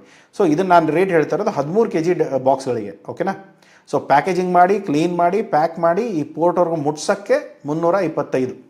ಇದಕ್ಕಿಂತ ಹೆಚ್ಚಿಗೆ ಆಗ್ತಾ ಇದೆ ಅಂದರೆ ಸ್ವಲ್ಪ ನಿಮಗೆ ಲಾಸ್ ಆಗೋ ಚಾನ್ಸಸ್ ಇರುತ್ತೆ, ಅಥವಾ ಸ್ವಲ್ಪ ನೆಗೆಟಿವ್ ಬರೋ ಚಾನ್ಸಸ್ ಇರುತ್ತೆ, ಅಥವಾ ಇದರಲ್ಲಿ ಕೂಡ ನೀವು ಏನಾದರೂ ದುಡ್ಡು ಬರದೇ ಹೋದರೆ ಬ್ಯಾಂಕ್ ಇಂಟ್ರೆಸ್ಟ್ ಕೂಡ ಆ್ಯಡ್ ಮಾಡ್ಕೋಬೇಕು. ಆ ಬ್ಯಾಂಕ್ ಇಂಟ್ರೆಸ್ಟ್ ಆ್ಯಡ್ ಮಾಡಿದ ಮೇಲೆ ಇದು ಸ್ವಲ್ಪ ದುಡ್ಡು ಹೆಚ್ಚಿಗೆ ಆಗುತ್ತೆ. ಅವಾಗ ನೀವೇನಾದರೂ ನಿಮ್ಮ ಬಾಯರ್ ಯಾರಿದ್ದಾರೆ ಅವ್ರು ಏನಾದರೂ ಕರೆಕ್ಟ್ ಟೈಮಿಗೆ ಪ್ರೊಕ್ಯೂರ್ ಮಾಡ್ಕೊಳ್ಳಿಲ್ಲ, ಅಥವಾ ಅದರದ್ದು ಏನಾದರೂ ದುಡ್ಡು ಬರಲಿಲ್ಲ ಅಂದರೆ ಲಾಸ್ ಆಗೋ ಚಾನ್ಸಸ್ ಇರುತ್ತೆ. ದಯಮಾಡಿ ಇನ್ಶೂರೆನ್ಸ್ ಮಾಡಿಕೊಂಡು ECGC ಆಗಿರ್ಬೋದು, ಬೇರೆ ಇನ್ಶೂರೆನ್ಸ್ ಕಂಪನಿ ಆಗಿರ್ಬೋದು, ಅವ್ರ ಕಡೆಯಿಂದ ತೊಗೊಂಡು ನೀವು ಕೆಲಸ ಮಾಡಿದರೆ ಸಮಸ್ಯೆಗಳಿಲ್ಲ. ಈಗ ಮಾರ್ಕೆಟಿಂಗ್ ಮತ್ತು ಬಾಯರ್ಸ್ ಔಟ್ರೀಚ್, ಇವಾಗ ಬಾಯರ್ಸ್ಗಳನ್ನ ಎಲ್ಲಿಂದ ತೊಗೊಂಬರೋದು, ಫಸ್ಟ್ ಅಪೆಲ್ ಹತ್ರ ಹೋಗಿ ಅವ್ರ ಹತ್ರ ಬಾಯರ್ಸ್ ಎಲ್ಲರೂ ಮೀಟ್ ಮಾಡಿಸ್ತಾರೆ, ಅದನ್ನು ತೊಗೊಳ್ಳಿ. ಅವ್ರ ಹತ್ರ ಡೇಟಾ ಇರುತ್ತೆ, ಅದನ್ನು ತೊಗೊಳ್ಳಿ. ಎಂಬೆಸಿ ಅವ್ರ ಹತ್ರ ಈ ಬನಾನಾ ಟ್ರೇಡರ್ಸ್ದು ಡೇಟಾಸ್ ಇರುತ್ತೆ, ಹೋಲ್ಸೇಲರ್ಸು, ಡಿಸ್ಟ್ರಿಬ್ಯೂಟರ್ಸು, ಅವರು ಇವರು ಅಂತ, ಅವ್ರದ್ದೆಲ್ಲ ಡೀಟೇಲ್ಸ್ಗಳು ಎಂಬಸಿಯಿಂದ ತೊಗೊಳ್ಳಿ. ಸೊ ಎಕ್ಸ್ಪೋರ್ಟ್ ಎಕ್ಸಿಬಿಷನ್ಸ್ಗೆ ಅಲ್ಲಿ ಪಾರ್ಟಿಸಿಪೇಟ್ ಆದರೆ, ಎಸ್ಪೆಷಲಿ ಈ ಫುಡ್ ಇವೆಂಟ್ಸ್ ಏನಿರುತ್ತೆ ಅಲ್ಲಿ ಹೋಗಬೇಕು, ಅಲ್ಲಿ ಹೋಗ್ಬಿಟ್ಟು ನೀವು ಟ್ರೈ ಮಾಡಿದರೆ ಅಲ್ಲೂ ಕೂಡ ನಿಮ್ಮ ಬಾಯರ್ಸ್ ಕನೆಕ್ಟ್ ಸಿಗುತ್ತೆ. ಸೊ ತುಂಬ ಸರಿ ಏನಾಗುತ್ತೆ, ಸರ್ ಇದೆಲ್ಲ ಡೇಟಾ ಎಲ್ಲರ ಕಡೆಯೂ ಇರುತ್ತೆ. ಸೊ ಇವಾಗ ಎಲ್ಲರ ಹತ್ರನೂ ಎಲ್ಲ ಇರುತ್ತೆ ಅನ್ನೋ ಸುಳ್ಳು, ಆದರೆ ಎಲ್ಲರ ಹತ್ರ ಡೇಟಾ ಇದ್ದರೂ ಕೂಡ ಕೆಲವೊಂದು ಜನ ಕೆಲಸ ಮಾಡೋದೇ ಸುಳ್ಳು. ಸೊ ಡೇಟಾ ಇರುತ್ತೆ ಜನದ ಹತ್ರ, ಬಟ್ ಆ ಡೇಟಾಗಳನ್ನ ತೊಗೊಂಡು ಮುಂದೆ ಏನು ಮಾಡಬೇಕು ಅನ್ನೋದು ಗೊತ್ತಿಲ್ಲದೆ ತುಂಬ ಜನ ಕೂತ್ಕೊಂಡಿರ್ತಾರೆ. ಅದರ ಮೇಲೆ ಈ ಮೊಟ್ಟೆಗಳಿಗೆ ಕಾವು ಕೊಟ್ಟಿರ್ತಾರೆ, ಆ ಥರ ಡೇಟಾ ಇಟ್ಕೊಂಡು ಕೂತ್ಕೊಂಡಿರ್ತಾರೆ, ಅದನ್ನು ಏನೂ ಮಾಡಿರಲ್ಲ. ಸೊ ಆ ಥರ ಇದ್ದವರು ಜನ ತುಂಬ ಇರ್ತಾರೆ. ಸೊ ಅದಕ್ಕೆ ಡೇಟಾ ಇದ್ದವರು ಎಲ್ಲರೂ ಕೆಲಸ ಮಾಡ್ತಾರೆ, ಅಥವಾ ಎಂಬೆಸಿ ಗೊತ್ತಿದ್ದರೂ ಕೂಡ ಎಲ್ಲರೂ ಇಮೇಲ್ ಮಾಡ್ಕೊಂಡು ಡೇಟಾ ತಗೊಳ್ತಾರೆ, ಅದೆಲ್ಲ ಸುಳ್ಳು. ನಾರ್ಮಲಿ ಯಾರು ತುಂಬ ಮಾಡಿರೋದು ಇರಲ್ಲ, ಮಾಡಿದ ಮೇಲೆ ಕೂಡ ಡೇಟಾ ಬಂದಿದ್ದರೂ ಕೂಡ ಅದಕ್ಕೆ ಎಕ್ಸಿಕ್ಯೂಟ್ ಮಾಡೋಕ್ಕೆ ಏನೂ ಐಡಿಯಾ ಇಲ್ಲದೆ ಇರೋದ್ರಿಂದ ಸೊ ನಾರ್ಮಲಿ ಅದನ್ನು ಹಾಗೆ ಇಟ್ಕೊಂಡು ಕೂತ್ಕೊಂಡಿರ್ತಾರೆ. ಸೊ ನೀವೇನು ಮಾಡಿ, ಡೇಟಾಗಳನ್ನ ಸಿಕ್ಕ ಮೇಲೆ ಅದಕ್ಕೆ ಇಮೇಲ್ ಆಯಿತು, ಲಿಂಕ್ಡ್ಇನ್ ಆಯಿತು, ಅವ್ರು ಎಲ್ಲಿ ಸಿಗ್ತಾರೆ ಆ ಬಾಯರ್ಗಳಲ್ಲಿ ಹೆಸರುಗಳು ಸಿಕ್ಕರೂ ಕೂಡ ನೀವು ಅದನ್ನು ಮುಂದೆ ಡೇಟಾಗಳನ್ನ ಎನ್ರಿಚ್ ಮಾಡ್ಕೋಬೋದು. ಅಥವಾ ನಮಗೆ ಡೇಟಾ ಕೊಟ್ಟರು ಕೂಡ ನಾವು ಅದನ್ನು ಎನ್ರಿಚ್ ಮಾಡ್ಕೊಡ್ತೇವೆ. ಅಥವಾ ನಮ್ಮ ಹತ್ರ ಡೇಟಾ ಆಲ್ರೆಡಿ ಇರುತ್ತೆ, ಅದನ್ನು ಕೂಡ ಪರ್ಚೇಸ್ ಮಾಡ್ಕೋಬೋದು. ನಿಮ್ಗೆ ಯಾವ ಥರ ಹೆಲ್ಪ್ ಬೇಕಾಗುತ್ತೋ ಆ ಥರ ಹೆಲ್ಪ್ಗಳು ಅವೈಲೇಬಲ್ ಇದೆ. ಸೊ ನನ್ನ ಹತ್ರ ಇದೆ ಸರ್ ಡೇಟಾ, ಅದಕ್ಕೆ ನನಗೆ ಅವರ ವೆಬ್ಸೈಟ್ ಆಯಿತು, ಅವರ ಇಮೇಲ್ ಆಯಿತು, ಅಲ್ಲಿ ಓನರ್ ಯಾರಿದ್ದಾರೆ ಅವ್ರ ನಂಬರ್ ಹುಡುಕೊಡಿ, ಅವ್ರ ಇಮೇಲ್ ID ಹುಡುಕೊಡಿ, ಪ್ರತಿಯೊಂದು ಪಾಸಿಬಲ್ ಇದೆ. ಒಂದು ವೇಳೆ ಇಲ್ಲ ಸರ್ ನನ್ನ ಹತ್ರ ಡೇಟಾನೇ ಇಲ್ಲ, ನನಗೇನು ಗೊತ್ತಿಲ್ಲ, ನನಗೆ ಈ ಪ್ರಾಡಕ್ಟ್ ಇದೆ, ನನಗೆ ಈ HS ಕೋಡಲ್ಲಿ ನನಗೆ ಬಾಯರ್ಸ್ ಲೀಸ್ಟ್ ಕೊಡಿ, ಅದು ಸಿಗುತ್ತೆ. ಅದನ್ನು ಎನ್ರಿಚ್ ಮಾಡಿ ಅವರ ಕಾಂಟ್ಯಾಕ್ಟ್ ನಂಬರ್ನ ಹುಡುಕೊಡಿ, ಅದು ಆಪ್ಷನ್ಸ್ ಅವೈಲೇಬಲ್ ಇದೆ, ಅದನ್ನು ಕೂಡ ನೀವು ತೊಗೊಳ್ಬೋದು. ಸೊ ಓವರಾಲ್ ಎಲ್ಲ ಮಾಡಿದ್ಮೇಲೆ ಸೊ ಇಲ್ಲಿ ನೀವು ಆನ್ಲೈನ್ ಚಾನಲ್ಸಲ್ಲೂ ಕನೆಕ್ಟ್ ಮಾಡ್ಕೋಬೋದು. ಲಿಂಕ್ಡ್ಇನ್ ಇರ್ಬೋದು, ವಾಟ್ಸಪ್ ಇರ್ಬೋದು. ವಾಟ್ಸಪ್ಪಲ್ಲಂತೂ ಇವಾಗ ತುಂಬ ಆಪ್ಷನ್ಸ್ ಬಂದುಬಿಟ್ಟಿದೆ. ಸೊ ಪ್ರೈಸಸ್ಸು ಸ್ವಲ್ಪ ಕಡಿಮೆ ಆಗಿದೆ. ಸೊ ಅದನ್ನು ಯಾವುದಾದ್ರು ಯೂಸ್ ಮಾಡ್ಕೊಳ್ಳಿ. B2B ಪ್ಲ್ಯಾಟ್ಫಾರ್ಮ್ಸ್ ಇರುತ್ತೆ, ಅಲಿಬಾಬಾ ಆಯಿತು, ಗೋಫರ್ ವರ್ಲ್ಡ್ ಆಯಿತು. ನಿಮ್ಮ ಹತ್ರ ದುಡ್ಡಿದ್ದರೆ ಅದಕ್ಕೆ ಏನು ಸಬ್ಸ್ಕ್ರಿಪ್ಷನ್ ಚಾರ್ಜ್ ಇದೆ ಕೊಟ್ಕೊಂಡು ಅಲ್ಲಿಂದ ಕೂಡ ಲೀಡ್ಸ್ಗಳನ್ನ ಜನರೇಟ್ ಮಾಡ್ಕೋಬೋದು. ಬಟ್ ಟ್ರಯಲ್ ವರ್ಷನ್ ನೋಡ್ಕೊಳ್ಳಿ, ಒಂದು ವೇಳೆ ಲೀಡ್ಸ್ಗಳು ಜೆನ್ಯೂನ್ ಆಗಿ ಬರ್ತಾ ಇದ್ದರೆ ತೊಗೊಂಡು ಮುಂದೆ ಕೆಲಸ ಮಾಡ್ಕೊಳ್ಳಿ. ಸೊ ಯಾವ ಥರದ ಮೆಸೇಜ್ಗಳನ್ನ ಕಳಿಸ್ಬೇಕು ಈ ಡೀಟೇಲ್ಸ್ ಇದೆ. ಇದನ್ನು ಕಾಪಿ ಮಾಡಿಕೊಂಡು ಇದನ್ನೇ ಬೇಕಂದರೆ ಸ್ವಲ್ಪ ಎಡಿಟ್ ಮಾಡಿಕೊಂಡು ನೀವು ಯಾವ ಥರ ಪ್ರೆಸೆಂಟ್ ಮಾಡ್ಕೋಬೇಕು ಅಂದ್ಕೊಳ್ತೀರಾ ಆ ಥರ ನೀವು ಒಂದು ಸ್ಯಾಂಪಲ್ ಮೆಸೇಜ್ನ ಕಳಿಸ್ಕೊಳ್ಳಿ. ಓಕೆ, ಮ್ಯಾಂಡೇಟರಿ ಎಕ್ಸ್ಪೋರ್ಟ್ ಡಾಕ್ಯುಮೆಂಟ್ಸ್ ಬಗ್ಗೆ ನಾನು ಆಲ್ರೆಡಿ ಹೇಳಿದ್ದೇನೆ. ಇದನ್ನೆಲ್ಲ ಮೇಲ್ಗಡೆಯಿಂದ ಇದು ಎರಡೇ ಮಾತ್ರ ನೀವು ಮಾಡ್ಕೊಳ್ತೀರಾ. ಕಮರ್ಷಿಯಲ್ ಇನ್ವಾಯ್ಸ್, ಪ್ಯಾಕೇಜಿಂಗ್ ಲಿಸ್ಟ್, ಇದೆರಡು ನೀವು ಮಾಡ್ತೀರಾ. ಉಳಿದಿದ್ದೆಲ್ಲವೂ ಕೂಡ ನಿಮ್ಮ ಫ್ರೈಟ್ ಫಾರ್ವರ್ಡರ್ ಮಾಡಿ ಕೊಡ್ತಾರೆ. ಫಿಗ್ಮೆಂಟೇಷನ್ ಸರ್ಟಿಫಿಕೇಟ್ ಬೇಕಾಗುತ್ತೆ, ಅದು ಕೂಡ ನೀವು ಫ್ರೈಟ್ ಫಾರ್ವರ್ಡರ್ ಮಾಡ್ತಾರೆ. ಸೊ ಅದು ಕೂಡ ಇನ್ ಎಡಿಷನ್ ಏನಾದರೂ ಬೇರೆ ದೇಶಕ್ಕೆ ಏನಾದರೂ ಬೇರೆ ಡಾಕ್ಯುಮೆಂಟ್ಗಳು ಬೇಕಾಗಿದ್ದರೆ ಮಾತ್ರ ಬೇಕಾಗುತ್ತೆ, ಇಲ್ಲದೆ ಹೋದರೆ ಸಮಸ್ಯೆಗಳಿಲ್ಲ. ಸರ್ ಇಲ್ಲಿ ನೀವು ಮೇನ್ ಚಾಲೆಂಜಸ್ ಎಲ್ಲಿ ಬರುತ್ತೆ? ಹಣ್ಣಾಗಿರೋದು, ತುಂಬ ಹಣ್ಣಾಗಿರೋದು, ಸ್ವಲ್ಪ ಹಸಿರಿರೋ ಕಾಯಿಗಳನ್ನ ತೊಗೊಳ್ಳಿ, ಪ್ರೀಕೂಲ್ ಮಾಡಿ. ಯಾಕೆಂದರೆ ಹಣ್ಣಲ್ಲಿ ಸ್ವಲ್ಪ ನಾವು ಮಾವಿನ ಹಣ್ಣುಗಳನ್ನ ಸ್ವಲ್ಪ ಕಾಯಿ ಇತ್ತು ಇನ್ನೂ ಹಣ್ಣಾಗಿಲ್ಲ ಅಂದರೆ ಬಾಳೆಹಣ್ಣು ಜೊತೆಗೆ ಇಡ್ತೇವೆ, ಆ ಕಾವಿಗೆ ಅದು ಹಣ್ಣಾಗಿಬಿಡುತ್ತೆ. ಸೊ ಅದೇ ಥರ ಏನಾಗುತ್ತೆ ಇಲ್ಲಿ ಸಮಸ್ಯೆಗಳು ಏನಂತಂದರೆ ಜನ ಇವಾಗ ಆ ಬಾಳೆಹಣ್ಣುಗಳು ಬೇಗ ಹಣ್ಣಾಗೋದ್ರಿಂದ ಅದಕ್ಕೆ ನಾವೇನು ಮಾಡ್ತೇವೆ, ಬೇಗ ಹಣ್ಣಾಗೋದು ಬೇಡ ಅಂತ ಹೇಳ್ಬಿಟ್ಟು ಸ್ವಲ್ಪ ದಿನ ಫ್ರೀಝರಲ್ಲಿ ಇಡ್ತೇವೆ, ಟೆಂಪ್ರೇಚರ್ ಕಂಟ್ರೋಲಲ್ಲಿ ಸ್ವಲ್ಪ ತಂಪು ಮಾಡಿಬಿಟ್ಟು ಅದನ್ನು ಕಳಿಸ್ತೇವೆ. ಆ ಬೈ ದ ಟೈಮ್ ಅಲ್ಲಿ ಡೆಸ್ಟಿನೇಷನ್ ಮುಟ್ಕೊಳ್ಳೋವರೆಗೂ ಅದೊಂದು ಸ್ವಲ್ಪ ಎಲ್ಲೋಯಿಶ್ ಬರ್ತಾ ಇರುತ್ತೆ, ಬಟ್ ಅಲ್ಲಿ ಒಳ್ಳೆ ರೇಟ್ ಸಿಕ್ಕಿರುತ್ತೆ. ಅದು ಮುಂದೆ ಹೋಗ್ತಾ ಹೋಗ್ತಾ ಹಣ್ಣಾಗಿ ಅವ್ರು ಮಾರ್ಕೊಳ್ತಾರೆ. ಸೊ ಆದರೆ ಪ್ರೀಕೂಲ್ ಮಾಡಿಲ್ಲ ಅಂದರೆ ಆಟೋಮೆಟಿಕ್ ಏನಾಗುತ್ತೆ, ಹೋಗ್ತಾ ದಾರಿಯಲ್ಲೇ ಹಣ್ಣಾಗಿಬಿಟ್ರೆ ಅಲ್ಲಿ ಹೋಗೋಷ್ಟರಲ್ಲಿ ಬೆತ್ತಗಾಗಿಬಿಟ್ಟಿರುತ್ತೆ, ಅಲ್ಲಿಗೆ ಆ ರೇಟ್ಗಳು ಸಿಗಲ್ಲ. ಸೊ ಅದಕ್ಕೆ ನೋಡ್ಕೊಳ್ಳಿ. ಸೊ ಕ್ವಾಂಟಿಟಿ ರಿಸ್ಟ್ರಿಕ್ಷನ್ಸ್ ಆಗಿರ್ಬೋದು, ಸರ್ಟಿಫಿಕೇಷನ್ ಇರ್ಬೋದು, ಹಾರ್ವೆಸ್ಟಿಂಗ್ ಇರ್ಬೋದು, ಚಿಕ್ಕ ಚಿಕ್ಕ ವಾಲ್ಯೂಮಲ್ಲಿ ನಾನು ಚಿಕ್ಕ ಫಾರ್ಮಲ್ ಆಯಿತು, ಅಥವಾ ನನ್ನ ಮನೆ ಹಿಂದ್ಗಡೆ ಬೆಳೆದಿರೋ ಫಾರ್ಮಲ್ಲಿ ಆಯಿತು, ಕಡಿಮೆ ಕ್ವಾಂಟಿಟಿ ಇದ್ದರೆ ಆಬ್ವಿಯಸ್ಲಿ ವರ್ಕೌಟ್ ಆಗಲ್ಲ, ಅದನ್ನು ಕೂಡ ನೋಡ್ಕೊಳ್ಳಿ. ಪೇಮೆಂಟ್ ಡಿಲೇಸ್ ಆಗೋದು, ಅಡ್ವಾನ್ಸ್ ಇರೋದು, LC ಟರ್ಮ್ಸ್ ಇರೋದು ಸ್ವಲ್ಪ ನೋಡಿಕೊಂಡು ಮಾತಾಡ್ಕೊಳ್ಳಿ. ಸೊ ಇಲ್ಲಿ ಫಾರ್ಮ್ಸ್ಗಳ ಬಗ್ಗೆ ಅಥವಾ ಚಿಕ್ಕ ವಾಲ್ಯೂಮ್ ಇತ್ತು ಅಂದರೆ ಕಂಫರ್ಟೇಬಲ್ ಆಗಲ್ಲ. ಸೊ ಅದಕ್ಕೆ ನೀವು ವಾಲ್ಯೂಮ್ನ ಮತ್ತೆ ಕ್ಲಬ್ ಮಾಡ್ಕೊಂಡು ಮಾಡಬೇಕಾಗುತ್ತೆ. 4 ಜಗತ್ ಕಡೆಯಿಂದ ಮೆಟೀರಿಯಲ್ಗಳನ್ನ ತೊಗೊಳೋದಾಗುತ್ತೆ.